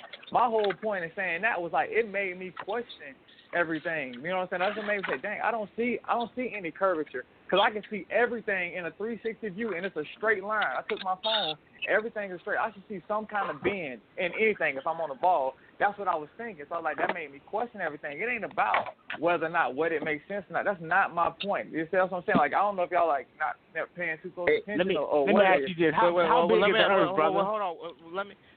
Hold on. Let me answer his other question now, because I got to ask you, because I want to see where he's going with this. The Earth spins 1,000 miles per hour, so to speak. What's your point? Where you going with that? That's how you feel. All right. So that leads me to ask this, because I'm taking y'all through the process that I went through to ask questions. I said, so the Earth spins at 1,000 miles an hour. So if I played basketball. You know what I'm saying, in college. So if I'm standing down, right, and I jump up and I come back down, if the Earth spinning 1,000 miles an hour, why do I land in the same spot? That's my first question to that. Is it because I'm still in the atmosphere? Well, hold on. Number one is this: I think that for the most part, everything is you know, because usually time he you know, they say this all the time. They say these questions. They will say, well, if the Earth is spinning these miles per second, or this time, or whatever the case may be, they'll say, then why isn't the water flying off the Earth? Or to something what the brother just said just now, you know, just as well. You know what I'm saying? And I think that there's a big problem with that, because I think that it's more so due to the fact of not only are we spinning, but also we also are going around the sun just as well, you know, to where it you know, it seems to where it's fast to us. I mean, it's fast, but it's not fast to us. And I think because number one is when you look at the water, right, everything is being bound by God. In other words, he told the waters where to come and where not to go, and where things to be at. You know what I'm saying? Where things to be at. So I think that from that perception, I believe that it's dealing with basically with so much of what we call force. Some type of force or some type of gravity, and the only way to get outside of that gravity is through some type of force, as we see that when we look at planes getting off the ground and this of a sort. But that's how I will answer that. You know, me personally, I think that the question, the first question you asked is you climbed up to the mountain, you was higher, so you would be able to see it. The second one it's just like he said, God is the one who sustains things, as the scripture completely says, because the Bible says the earth hangs on nothing. So when we look at it, it's basically being hanging or it's being put in place by God. In other words, God is the one who has put it in place, and He's the one who's holding it up by His word, the Bible says. So, I mean, that's my answer to that. I'm not no scientist, and I don't just as well, but Hey, yes, sir. Hold on. Let me let Team Flat Earth respond quickly, because we got some more questions. More questions. Team Flat Earth. I hope we get at least half their time they had. Yo, Taz, let me just help the caller out for a second, because it's something that I believe LeBron was saying in terms of the circumference, right? All right, so the circumference of the Earth, they're saying is about 25,000 miles. Okay, so with that, you should, according to spherical trigonometry, you should have about 8 inches of curvature per mile. So when the brother is telling you he's standing on top of Stone Mountain and he can see almost the entirety of a building, that proves your ball Earth. Okay, it's known that there's other principles known as the lighthouse problem. Okay, hey, brother, you got things like no, don't brother me, don't cut me off. No, this is the call. All right, so there's a lighthouse. It's called Port Nicholson Light. This is in New Zealand, and I'm showing you this to show you the irrelevancy of you trying to say his altitude makes a difference. The altitude of the lighthouse is about 420 feet. It's visible at about 35 miles away, okay? According to your ball Earth, according to spherical trigonometry, with the circumference of the Earth being 25,000 miles, it should be 220 feet below the horizon, okay? I can give you about 15, 20 more examples, okay? Exactly. You need to account for this and stop buck dancing. Hey, you're right, but this is a caller right now, by the way. This wasn't LeRon, but you're exactly right. I hear you. Yeah, and see, that point right there was kind of like made me start to question everything. But my whole thing about, and I'll be done after this, my whole point of bringing about how fast the Earth spins was first thing I thought of was like, I said, all right, if the Earth spinning that fast, I think it's faster than 1,000 miles an hour. They say how fast it's spinning. I think it's maybe close to the equator is faster. I'm not sure. But if it's spinning 1,000 miles, if I jump up in the air, I should not land in the same spot if it's moving, especially 1,000 miles an hour. You should land at Walmart. I should land in the Gulf of Mexico. I'm in Florida right now, so I should land in the Gulf of Mexico somewhere. And then, and my other point, I said, okay, well, just say I got to leave the atmosphere. Well, if that's the case, I should be able to go up in the helicopter, sit up there for about 3 hours, and come down and land in Mexico somewhere. I should be able to if the Earth is spinning that fast. And then the third thing, I'm like, all right, like I got my brother-in-law lives in California, right? An airplane, he can get on an airplane and fly to Atlanta and be there in like 4 hours, right? If the Earth is spinning 1,000 miles an hour, east to west, it's spinning 1,000 miles an hour. An airplane, a commercial jet, does not go 1,000 miles per hour. It goes about 500. You know what I'm saying? Some of the fastest go 600. You know what I'm saying? It will never catch up to the speed of the Earth spinning. So furthermore, how would it ever be able to land? You know what I'm saying? You can never catch a flight from California and go to the east coast of the United States if the Earth is spinning 1,000 miles an hour because airplanes just do not go that fast. You know what I'm saying? So it's either there's a problem with the mathematics that's going on, or we're actually living on a flat plane and under a firmament. And by the way, you go look in any Bible dictionary, any concord, go read Josephus. Josephus will tell you straight up that the Hebrews believe that the firmament is a glass, hard dome that's over the earth. That's what they believe it is. And you got to understand, NASA, man, go all the way back to Aleister Crowley, man, and all of that wicked stuff, man. Just go look into that stuff. Aleister Crowley, one of the most wicked men who ever lived on the face of the earth. Just go check that stuff out. LeRon, I love you. The other brother, I love you. Tyler Payne, yeah, man, brother, y'all did a good job. Ain't no ill will. Like, this ain't no salvation issue, you know what I'm saying, to me. You know what I'm saying? It's just, I think this to me, some of this stuff reading it just actually strengthened my faith in the Most High, you know, from the same things that I looked into. But, you know, that's my 2 cents, man. Peace. All right, people, we only have like 9 minutes on the air. What that means is we're going to go into the overtime part of the show.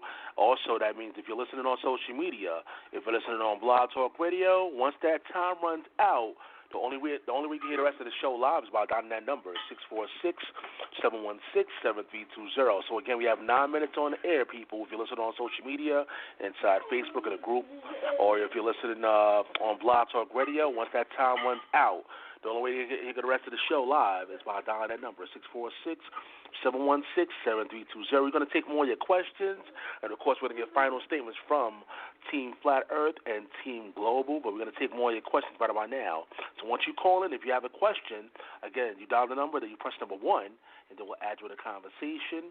So make sure you call in before the time runs out. Let's get some more of your questions, though. We got to get more of your questions.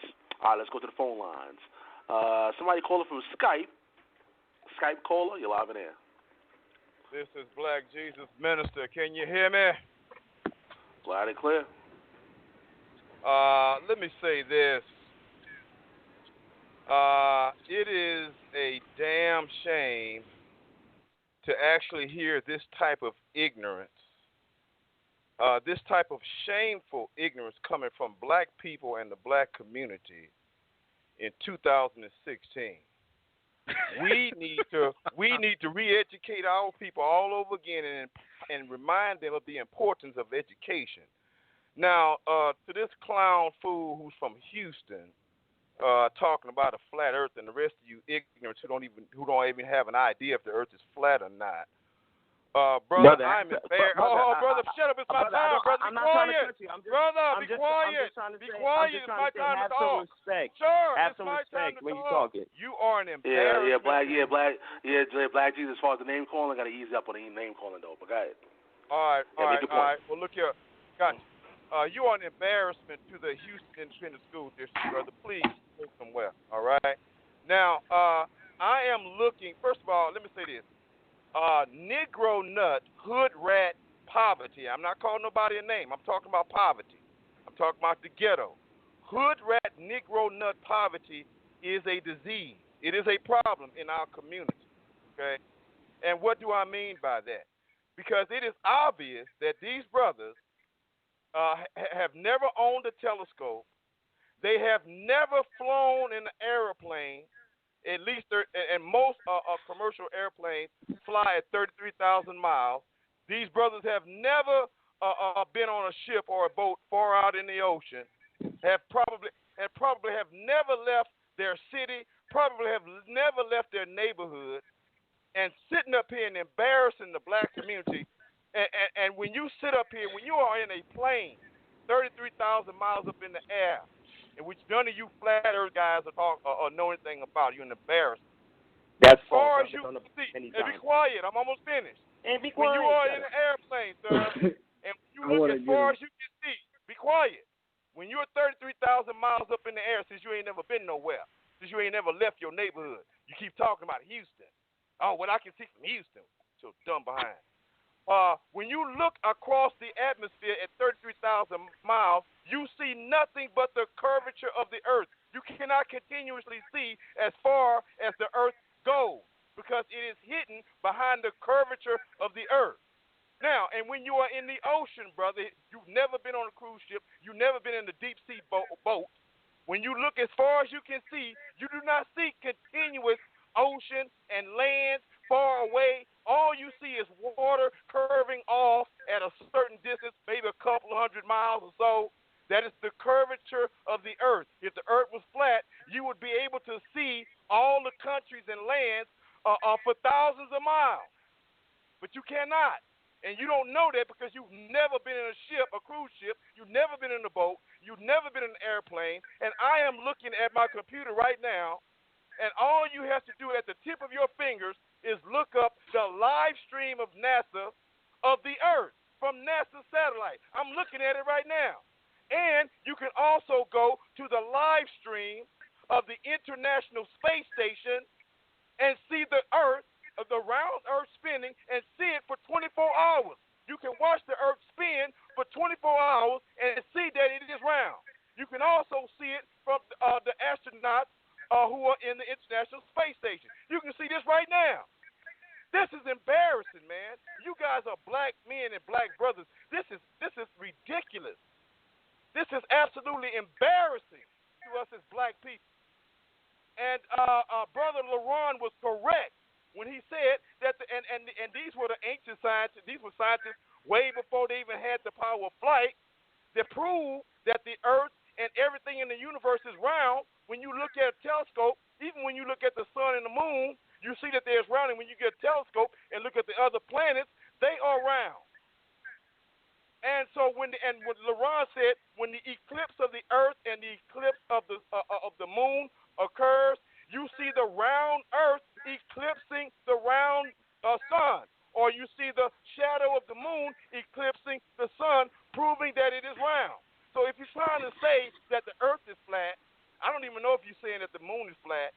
Okay, then, well, the point is, whenever the Earth eclipse occurs, then why is it a perfect sphere? And if it's flat as you say it was, then you're trying to say that the Earth looks like a dime or a quarter. It's round, but it's flat like a dime or a quarter. Well, then how the hell, sir, does every time that we have had a Earth eclipse and a moon eclipse that we have seen a perfect circle, but if you spin a dime or a quarter, and once it's facing the moon from the side, not from the side view, but from the round point, from the curvature of the coin, which would be the shape of the Earth that you all are talking about, we would see that line cross the eclipse, showing that the Earth would be flat, as you guys say.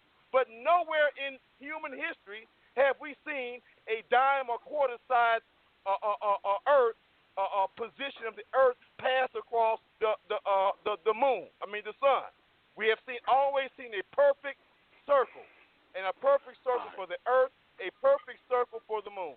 Man, you guys are embarrassing. Y'all need to go somewhere and sit down and go cry. And then to the brother who come from absolute Bible truth, you are an embarrassment to absolute Bible truth, brother.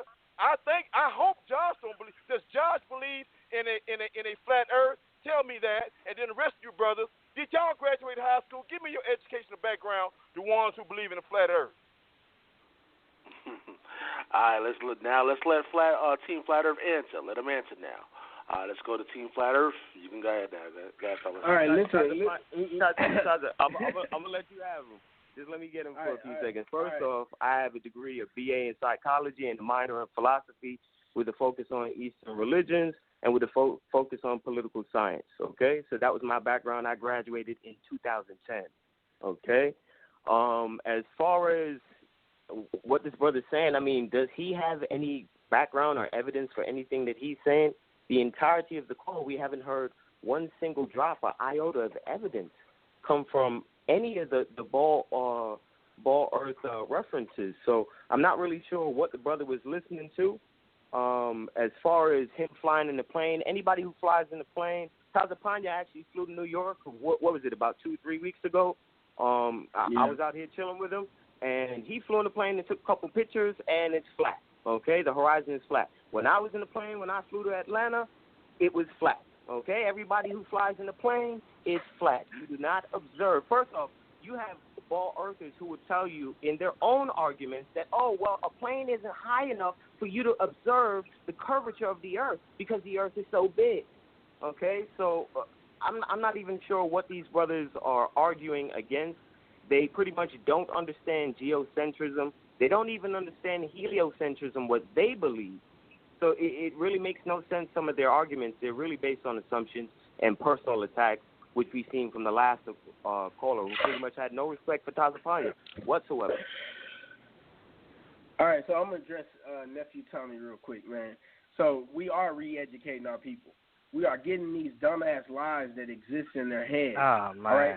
Keep it clean, keep it clean, though. Keep it clean. Can I finish? I ain't even spoke. Yeah, I'm not saying keep it. I'm saying you got to keep it clean, though. Keep it clean. Keep it clean. All right, yeah.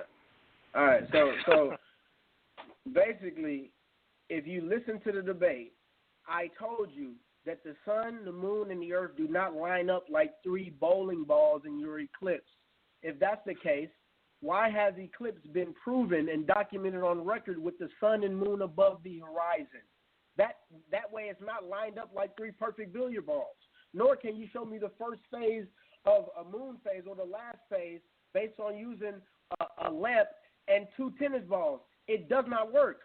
Like, this brother is so emotional, calling with a rant with no proof whatsoever. Like, my background of education, I went to private school on a scholarship. All right, I'm in the university. I'm in the university right now. I'm on the dean's list. I'm going to graduate in December with 3 degrees. All right, so that doesn't mean nothing to me. It means something to me when you can actually critically think and have reading comprehension. That brother from Absolute Bible Truth, we've had differences in the past, but at least he can put his pride to the side and say, you know what, this brother's bringing data. He's bringing scripture, precept upon precept, and he's bringing science that's observational. He's having his own convictions, and he get on his phone line and see that brothers are getting on the same accord. All right, the problem is you brothers on the other end that have the sword against your neck, and you're emotional, and you don't have no proof whatsoever. All right, so all you have is to try to put our belief under a magnifying glass when you don't have a foundation to stand on, because I've swept it from beneath your feet, me and Vin. All right, so that caller is emotional. He's a fool. He's an idiot. You can't put new wine in old bottles. That brother is indoctrinated with the wisdom of the world. He wants you to believe whatever the goddamn white man authorized. All right? And damn that. Right. And hey, can I ask the brother a question? The brother asked me why the water wasn't falling off the earth if it was round. If the earth is flat, why ain't the material up under the flat earth falling off of it? That's because the boundaries of Antarctica, or what you call the continent of Antarctica, serve as the ice boundary, okay? If you guys did your research on geocentrism, that's a basic understanding. If you even look at the picture of the model, you can see that. No, I'm talking about underneath the bottom of it, brother. I'm talking about underneath the bottom. I'm not talking about the sides. I'm talking about underneath the bottom. It has to be a bottom. So why ain't the stuff on the bottom of it falling off? Since the brother asked me why ain't the water falling off? Do you want the answer, or you gonna keep talking? I'm gonna give you the answer. The deepest that we have dug as humans on this earth is 8 feet deep. So you can assume that the earth is 8 feet deep. All right. So the earth is stationary, and you want us to believe that there's a core in the middle and there's people standing on the other side. Like that's spooky as hell. But yet you want to put our stuff in a magnifying glass, but you have moldy eyes. All right. You wake up with all that sleep in your eye, and you can't even see that you're the hypocrite. All right. Because the knowledge is against you. And Tyler, all right. Well, let me say this real quick. Let me hold on. Let me say this, brother, real quick. Let me just throw this in, and then you can go ahead. There's something called the Kohler Super Deep Drill, and it's the deepest that humanity has ever drilled up until this point. Okay, they can't even get past the Earth's crust. So how is it that you were going to assume all these things, these theories that come with the ball Earth, when the scientific method-based evidence, observable evidence, is not there for you to do so? You have no support to lean on any of this stuff that you're believing in, let alone being able to apply it to the scriptures. That's all I wanted to say. Super deep, it's the Kohler drill super deep. Okay? Yeah, I think that for the most part, I think you said what you had degrees in. You said, brother, Van. I have a degree in psychology, okay, BA, and then my minors were in Eastern religions and in political science. All right. Also, what about you, brother? Can you say your credentials? Do you have a college education? No, just high school, brother. I'm just asking. Just high school. I mean, does that? Okay, so. Yeah. So hold on. I'm asking you. Hold on, brother. I'm asking the question. I know what questions you're gonna answer. Yeah.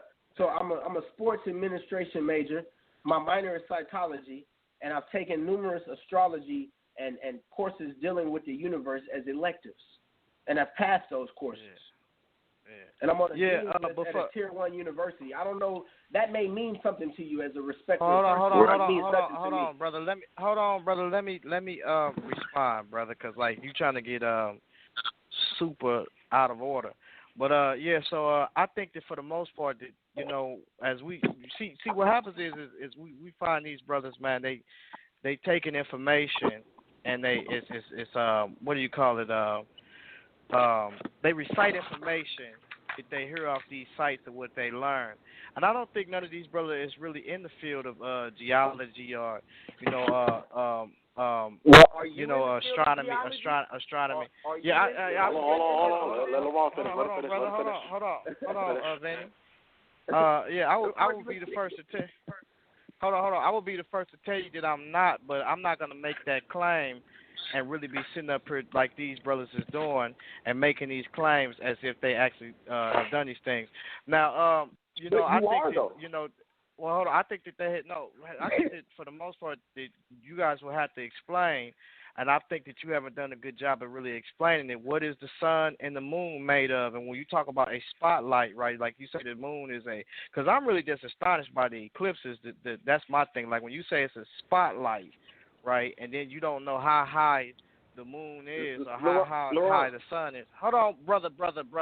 You've been talking all this time. No, I haven't. Actually, I've been talking the least out of all three of y'all. Hold on, you and Tazapania have been talking, and when he just got to go ahead. All right, brother. Go ahead. So when it comes to the sun, right, and the moon, I mean, I got questions like, is it solid? Is it a sphere? What is it? Is it flat? What type of shape is it? Can I respond? But I'm gonna let hold on, Vinny. Yeah, let him finish the question, then you can respond. Yeah, let him finish. Let us both respond. Listen, brother, if you keep cutting me off, I'm gonna start calling you back Vinny again, brother. But anyway, it doesn't get under my skin. All right, cool. All right. It's really not. All right, Ben time. Yeah, we got some more callers standing by too, so come on now. Let's go. Hurry up. So that's all. That's all I want to say is, brother, is it soft? Is it hard? Is it a sphere? What shape is these things, brother? That's it. I'm gonna make 10 seconds and I'm gonna let you have it, man. All right. This whole debate, you haven't proved one thing to side with your theory. You haven't proved one thing to side with your theory. Whether the sun is a solid or whatever you're trying to insinuate, it does not reflect the shape of the earth in which we're talking about. That's based on perspective. That's something that that's based on perspective. It doesn't define the reality of the foundation of the earth. What's the name of your universities, man? What's the name of your universities, man? What's the name of your universities y'all went to, brother? It's not many tier 1 universities in Texas. Hold on. Actually, that's the question that. Not that many tier 1 universities in Texas. Hold on. That's one of the questions that your boy Black Jesus Minister is continually texting me right now. What university you guys went to? That's crazy. There's not many tier 1 universities in Texas. So go figure. Brother, what's the name, brother? You ain't got to be so secretive. Hey, the brother never asked my question, man. I asked him if the earth is flat like a quarter or whatever, why ain't the material on the bottom falling off? Since you asked me why is the water falling off the globe. It's not flat like a quarter. That's why your question. Whatever, all right, brother. Can you let me answer the question? When you assume, Sal, you got to let these brothers let me answer the question. Yeah, you got it. All right. I appreciate you. All right? You're making an assumption. This is why we say it's hard to debate against people who are ignorant on both what they claim to believe and what we're claiming to believe. We're not telling you that the earth is shaped like a disc. We didn't say that. We're saying that the surface or the horizon of the earth is flat. It still has mountains, still has valleys, still has crevices, still has all that. It's still flat. It has depth. Okay, it's not a coin. Okay, so you're gonna have to fundamentally rewire your question so that it's all right, accurate. brother. I think you're missing the point. You're missing the point. Madam. Whatever. Hold on, real quick, Z-Con. Whatever shape you claim it to be, brother. My question is, the brother asked me if it was a globe, the water should be falling off. So whether if it's flat, why ain't the material? I don't care what shape it is. It got a bottom to it. Why ain't the stuff falling off of it? Since you asked me why the water ain't falling off. Obviously because it's contained. First of all, why would that even be a legitimate question to ask? Okay, because you asked me why the water ain't falling off. So I'm asking you why the material under the flat earth ain't falling off. Because like I said, it's a globe, and Hebrews 1:3 says the Most High. I got to maintain control once again. We got to go to the people out there. We got to listen. We got a lot of people listening on the phone lines. And as a matter of fact, let me let this brother Antoine. Go ahead, Antoine. You wanted to address something with your education or whatever? Go ahead, for ABT. Go ahead, Antoine. You're on the line. Hello. Yeah, I'm sorry. First of all, that dude Black Jesus Minister is crazy. He's nutty as well, man. And like that dude been like stalking ABC, been stalking Josh, been trying to get Josh to debate him for God knows how long. Like, brother Josh, I love you, but you gotta stop running from me. He do it every single show, dude. He just, licking his chops, waiting to hear somebody say ABC. But that's not something that we like to brag and boast about. But I listen, I'm not a respected person, but I do respect a person if they go get themselves educated. You know what I'm saying? There's nothing wrong with educating yourself. Josh is college educated. We have other brothers at ABC college educated. I myself am college educated. I went to two. I got my AA from St. Petersburg College and my BA from Albany State University. I was an education major at Albany State University, and I was a liberal arts major at St. Petersburg College. I also am a licensed social worker. I don't know what this stuff matters. You know what I'm saying? It's not like I'm crazy. Like I don't understand, I'm looking at the pictures right now. That's something a 5-year-old can do. I'll look at the picture, so this must be true. Come on, dude, we smarter than this. Even LaRon and the brother on here telling you that these things are CGI. These things are not real images. You know what I'm saying? They are telling you that. These are not real images, and NASA admits to it. These are not real, and that's another red flag. Well, hold on, these pictures ain't real. I've seen all my life. They're not real? Well, dang, why can't I get a whole picture? Why can't I see a real picture? You know what I'm saying? I apologize, man. We kind of run out of time. We got to go to the next question. Let's go to 347-860. You're live in air. All right. Just wanted to say good night, gentlemen. And I just wanted to say I've been listening to this debate, trying to be logical and think with reasoning. And I would say that on the globe Earth side, I just want them to answer this one question that I've just researched because, it's nighttime here in New Jersey. The constellations, according to three different articles on Google, they said haven't changed in over 500 centuries. That's over 50,000 years. The Polaris has been in the center, or I guess in the center of the Earth, and they also say that the other stars uniformly and consistently revolve around Polaris. So my question to the globe Earthers is, if the Earth is a sphere wobbling on its axis around an infinite universe, why hasn't the constellation changed in over 500 centuries? Because they're within their perimeters within our orbit. Because if you look at the text, it clearly says that he placed as I stated before, that when he constructed the atmosphere before with the gases and also condensation and also with the vapors, and then he placed the sun, which was made in the beginning to cause evening and day, and he placed the sun on the fourth day within the orbit, and also the stars within this orbit, so they stay within their perimeters. Everything goes within their circuit and not out their circuit. So I think that the stars are basically within their circuit, basically, as the scriptures clearly states.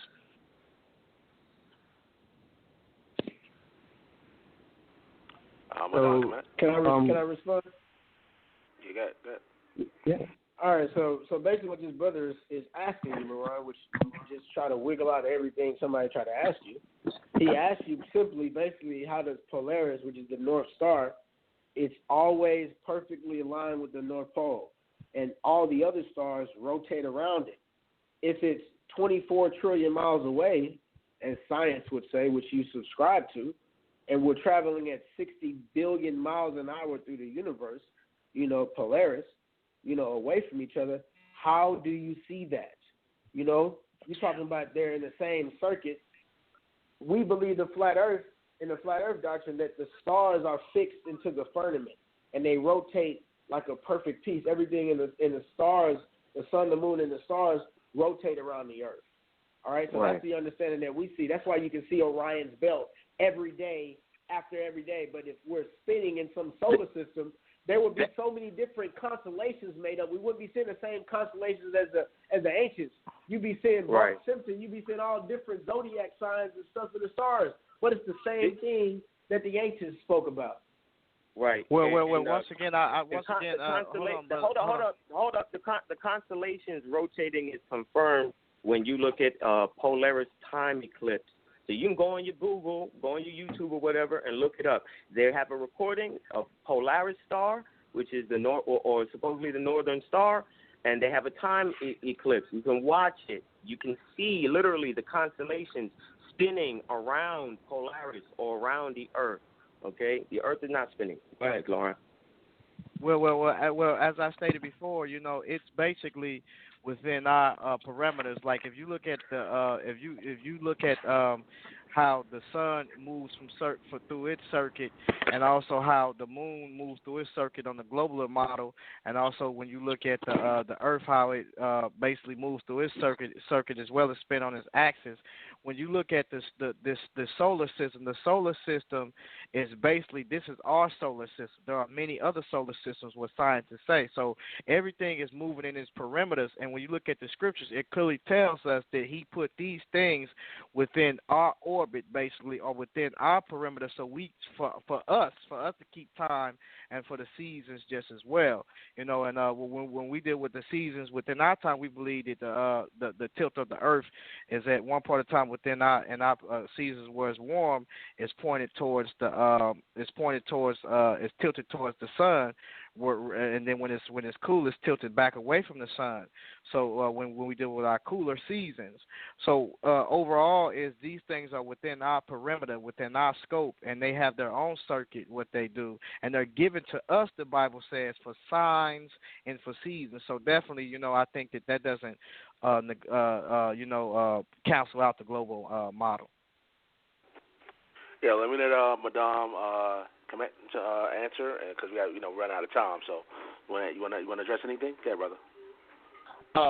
Well, I think G-Con kind of cleared it up, man. And like I said, Hebrews, what I referred to, man, and how Most High sustains everything by His powerful word. So that alone, to me, sustained the global model. And the brothers never explained to me why, if the earth is flat, no matter if it's shaped like whatever shape they can conjure up, why ain't the stuff at the bottom of it falling off? Because the brother asked me the question, why ain't the water falling off the global model? So I'm asking him, if it's flat, no matter what shape it is, why ain't the stuff under the bottom, why ain't it falling off? But see, we see how, when what the Most High referred to us in Hebrews, how He sustained everything by His powerful word, that the global model is right and exact. And, I'm going to ride that until, wheels fall off. All right. Yeah, we got to take some more of these calls. Kind of, overtime part of the show. I want to make sure I get some of these calls because sometimes on the overtime part of the show, people get cut. Even the special guests get cut. So I want to make sure, hopefully, that don't happen. Let's go to the phone lines. 256-479. You're live in air. Yeah, I got a question for the Globe Brothers. For instance, like when you driving, right, and you're looking at the sky and you're looking at everything, it's flat, like the way I see it. And when you wake up in the morning, you see the moon and the sun. Now, what I was going to ask y'all is, explain that to me. Like, if the earth is round, how come I see it's flat? I mean, from your perspective, the sun rises up and the sun goes down from your perspective or what you see. So, I mean, like, you can only see so far. So, and then when you do see something or whatever, it may look flat to you till you're farther away and you begin to look at it. And I think that we have the technology to where we have gotten farther away from the earth. There's no doubt about it to me that there's other solar systems out there because, like I say, I deal with the pre-Adamite world, and the pre-Adamite basically expresses that the Earth is just one part of the planets that's out there, but this solar system is a solar system of Satan, and it was destroyed. So, that's why we see the other desolate planets out there due to the fact of the war between the planets or the battle between God and the deities, the angels. So that's what I deal with, and I explain that more, on my in classes, that I do on my channel on G Consciousness. But I would destroy these brothers. I really ain't really had the time really to get off into the scriptures. But every scripture that these guys bring out, I mean, I will destroy it. And I think we ain't got that time to do it tonight. But I was waiting for them to actually bring something out and really get into the in-depth study of it and break down the Hebrew of it. All right. That's it. What about Madame? Come on, you wanna respond? Well, basically, man, I think, like I said before, man, I don't think there's no scripture that sustained the flat earth. But I do believe in Hebrews, like I said before, when the Most High sustained everything by His powerful word. So that's why I stand on, man, and and that's why I go for it, man. I respect these brothers' views, but I most definitely don't accept it. But I respect them for their views, man. That's their right. But hey, I think the scriptures speak for itself, but it don't speak for a flat earth. If they want to just label it that, but all right, let's go to Team Flat Earth. All right, I'm gonna call that brother that just spoke right now, JP from Angels in the Outfield, because anything can happen according to Hebrews 1:3 against him. And Ron didn't even deal with the brother's question that, from the perspective, that's what the people are bringing. So I want everybody listening right now to take a ball that they have in their house and pinpoint themselves on a position on that ball and hold up an imaginary sun and moon at any angle you can come up with. I don't care what angle you can come up with that you can see it from that position on a ball. There's a blind spot on the other side of that ball. And according to the scriptures, the sun is the light by day, and the moon is the light by night. Final. It's up no matter what. These brothers can't grasp that because they don't critically understand. Right. They're drunk off the wine. You brothers have not explained a eclipse yet on how that happened. We can explain it with the globe, but Well, first off, Casapanya did that 3 times. 3 times the brother said to you, he can give you evidence where he's showing you the moon and the sun being separate during an eclipse, being separate and visible during the eclipse. On a globe, that can happen. No, on the globe it cannot happen because there is no globe. Line up, because they have to line up like perfect bowling balls if the sun is casting a shadow on the moon. Right. Listen, doctrine. Right. See, this is why it's impossible to have a great debate, let alone even a mediocre debate with these guys, because they don't even understand what they believe. Okay, these are the type of guys that'll tell you that the earth could be the center of the universe, but it spins. Oh, the earth spins, but it's still a ball. These arguments don't make sense if you really understand your own theory. He's sitting over there shaking his head. You bear false witness, brother. And don't understand. All right, well, give me a scripture to say the earth is flat. No, you give us a scripture that says the earth is a ball. He has you make a claim. Give me a scripture. I just want to make this one point. He doesn't understand that for an eclipse to happen under his heliocentric globe model, the sun has to be lined up in front of the earth, and the earth has to be lined up in front of the moon. And the light from the sun is supposed to be casting a shadow on the moon because the earth is bigger than the moon. But this doesn't happen if the sun and moon are above the horizon. I said that 3 times. All right, people, we're going to take some more of your questions. Right about now, I see we have a lot of people listening to the show, but nobody else pressed number 1 at this moment. Pretty much, if that's the case, we're going to go to the final statement part of this debate. Again, you know that number. Well, we're the overtime part of the show, so all you got to do is press number 1, and we'll add you in. Other than that, we're going to go to the final statement part of this debate. And I wanted to thank both Team Flat Earth and Team Global for making this happen tonight. You know, this is the final show before the new season, September 23rd. So we appreciate you guys for making this classic what it is, you know. But yeah, let's go get some final statements. Let's get some final statements. Let's start off with Team Flat Earth.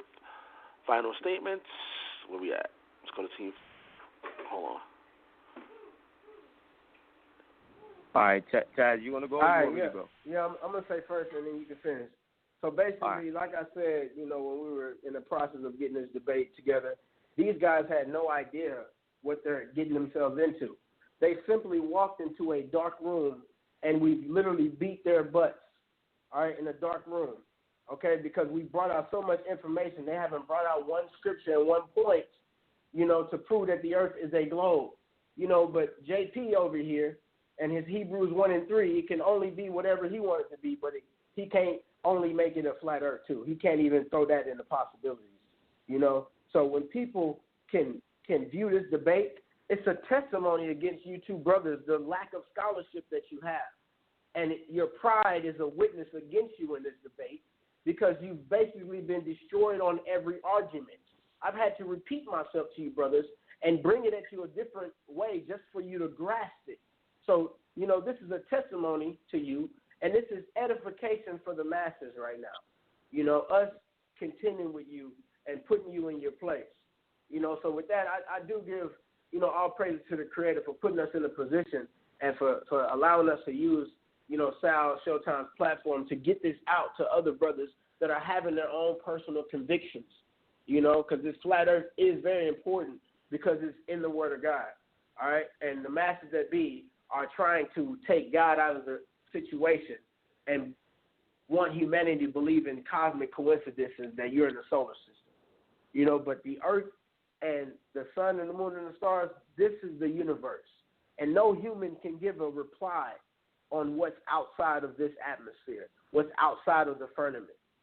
All right, and with that, I say, you know, thank you, Sal, for the debate, man. I would love to, you know, I can't wait to get this archive, you know, and you put it on your channel so I can, you know, share it with other people that's been getting that at me.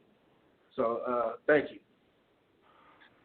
All right, well, once again, I appreciate both gentlemen once again for coming on the platform. Let's go to Team Global, and we're going to pretty much wrap it up. Team Global, you can go ahead. Yeah, man, I just want to say... Go ahead, brother. Oh, I just gonna say real quick. I think these brothers are being deceived by their own vain deceit, and I think in their own vain philosophy, and I think they send back smiling, beguiling, talking loud, and ain't saying nothing because the brother never answered my question about if the earth was flat, why if the material up under the bottom ain't falling off, because he referred back to me saying that why ain't the water was falling off, or what else what he said. But other than that, man, I'm gonna stick to the globe. I think it make more sense. And I think these brothers, they think they brought out a lot of information, but I think it was a lot of disinformation, if you ask me. But all due respect, though, at the same time.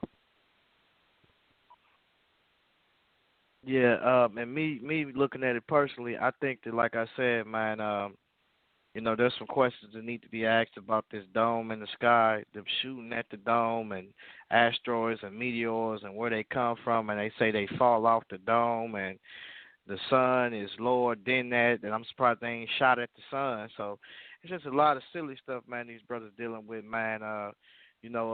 For the most part, I think that it's regurgitated information that these brothers ain't got a hold of. None of them are actually in the fields of the line of work that they talking about as far as what scientists are dealing with. They don't have the technology, you know what I'm saying? They flying up in planes with weak camera phones, probably flip phones, and taking pictures and carrying on. But, yeah, me personally, I think that as far as this debate as it goes, I think that on a scriptural basis, that's my area where we were supposed to deal with if they stepped out of line. But we had some brothers, man, that broke their vows, man, that didn't show up, as well as Kevin G, and also as well as Michael Edwards. These Torah keepers that say they keep Torah, but when it comes to paying their vows, they didn't show up. So we had him to go over to Basim Global Media. Shout out to Brother Basim at Global Media. But I think that brother, in all sincerity, should have came over here and finished up the work, which he was arguing in the background doing with them brothers, consistently. So shouts out to Madan Komet for coming out, because he was called at the last minute, and he really don't too much deal with this to its entirety. Basically every scripture that they would have tried to go to, which they didn't want to go to, they would have got spanked on it. And so they knew it, so they tried to stay up out of the book for reals, as y'all can see. And then they can't even answer questions to the certain things that they got, we're dealing with their model. How far is these things? What's the distance? Give us these things so we can understand it a little bit more. And I don't think they presented that well, and Brother Antoine, he's a good brother, but when he came in, if you get, of course, if you get high up on something, then you're going to be able to see something that's from a distance, that's common sense. And then also with why are we spinning? That's just like saying, things are just held down. There's just, it's called gravity, which scientists also deal with too, just as well. And gravity is just force. So it's like the waters are being made forced not to go past their boundaries, basically. So it's just a lot of stuff, man. But hopefully, those brothers will come up out of that deception that they dealing with, of being deceived and acting real silly and foolish, and really take some type of courses. With that being said, shouts out to Sal. I really didn't have no interest with this for reals because it's really foolish, and I'm pretty sure a lot of people else don't have the interest with it. So shouts out to you, Debate Talk for You, Sal Showtime. Make sure y'all subscribe to my page. I basically deal with a lot of biblical theology and also evolution, and also dealing with sumerology just as well. And also Egyptology. So please subscribe to my page. It's G Consciousness, G, and then also K Consciousness is how you spell it. So with that being said, I just want to say peace and blessings to everybody out there. Brand disclaimer. The views and opinions expressed on this platform by individuals, callers, or invited guests are their own. The information you hear does not reflect the overall views of all parties associated with the brand. We encourage everyone to research all things heard live or via archive for edification purposes. Discretion is advised. Help keep the show on the air. If you want to help, you can send your donation through PayPal. The email is debatetalkforyou@gmail.com or through Cash App, $Sal Showtime. Thanks for your support.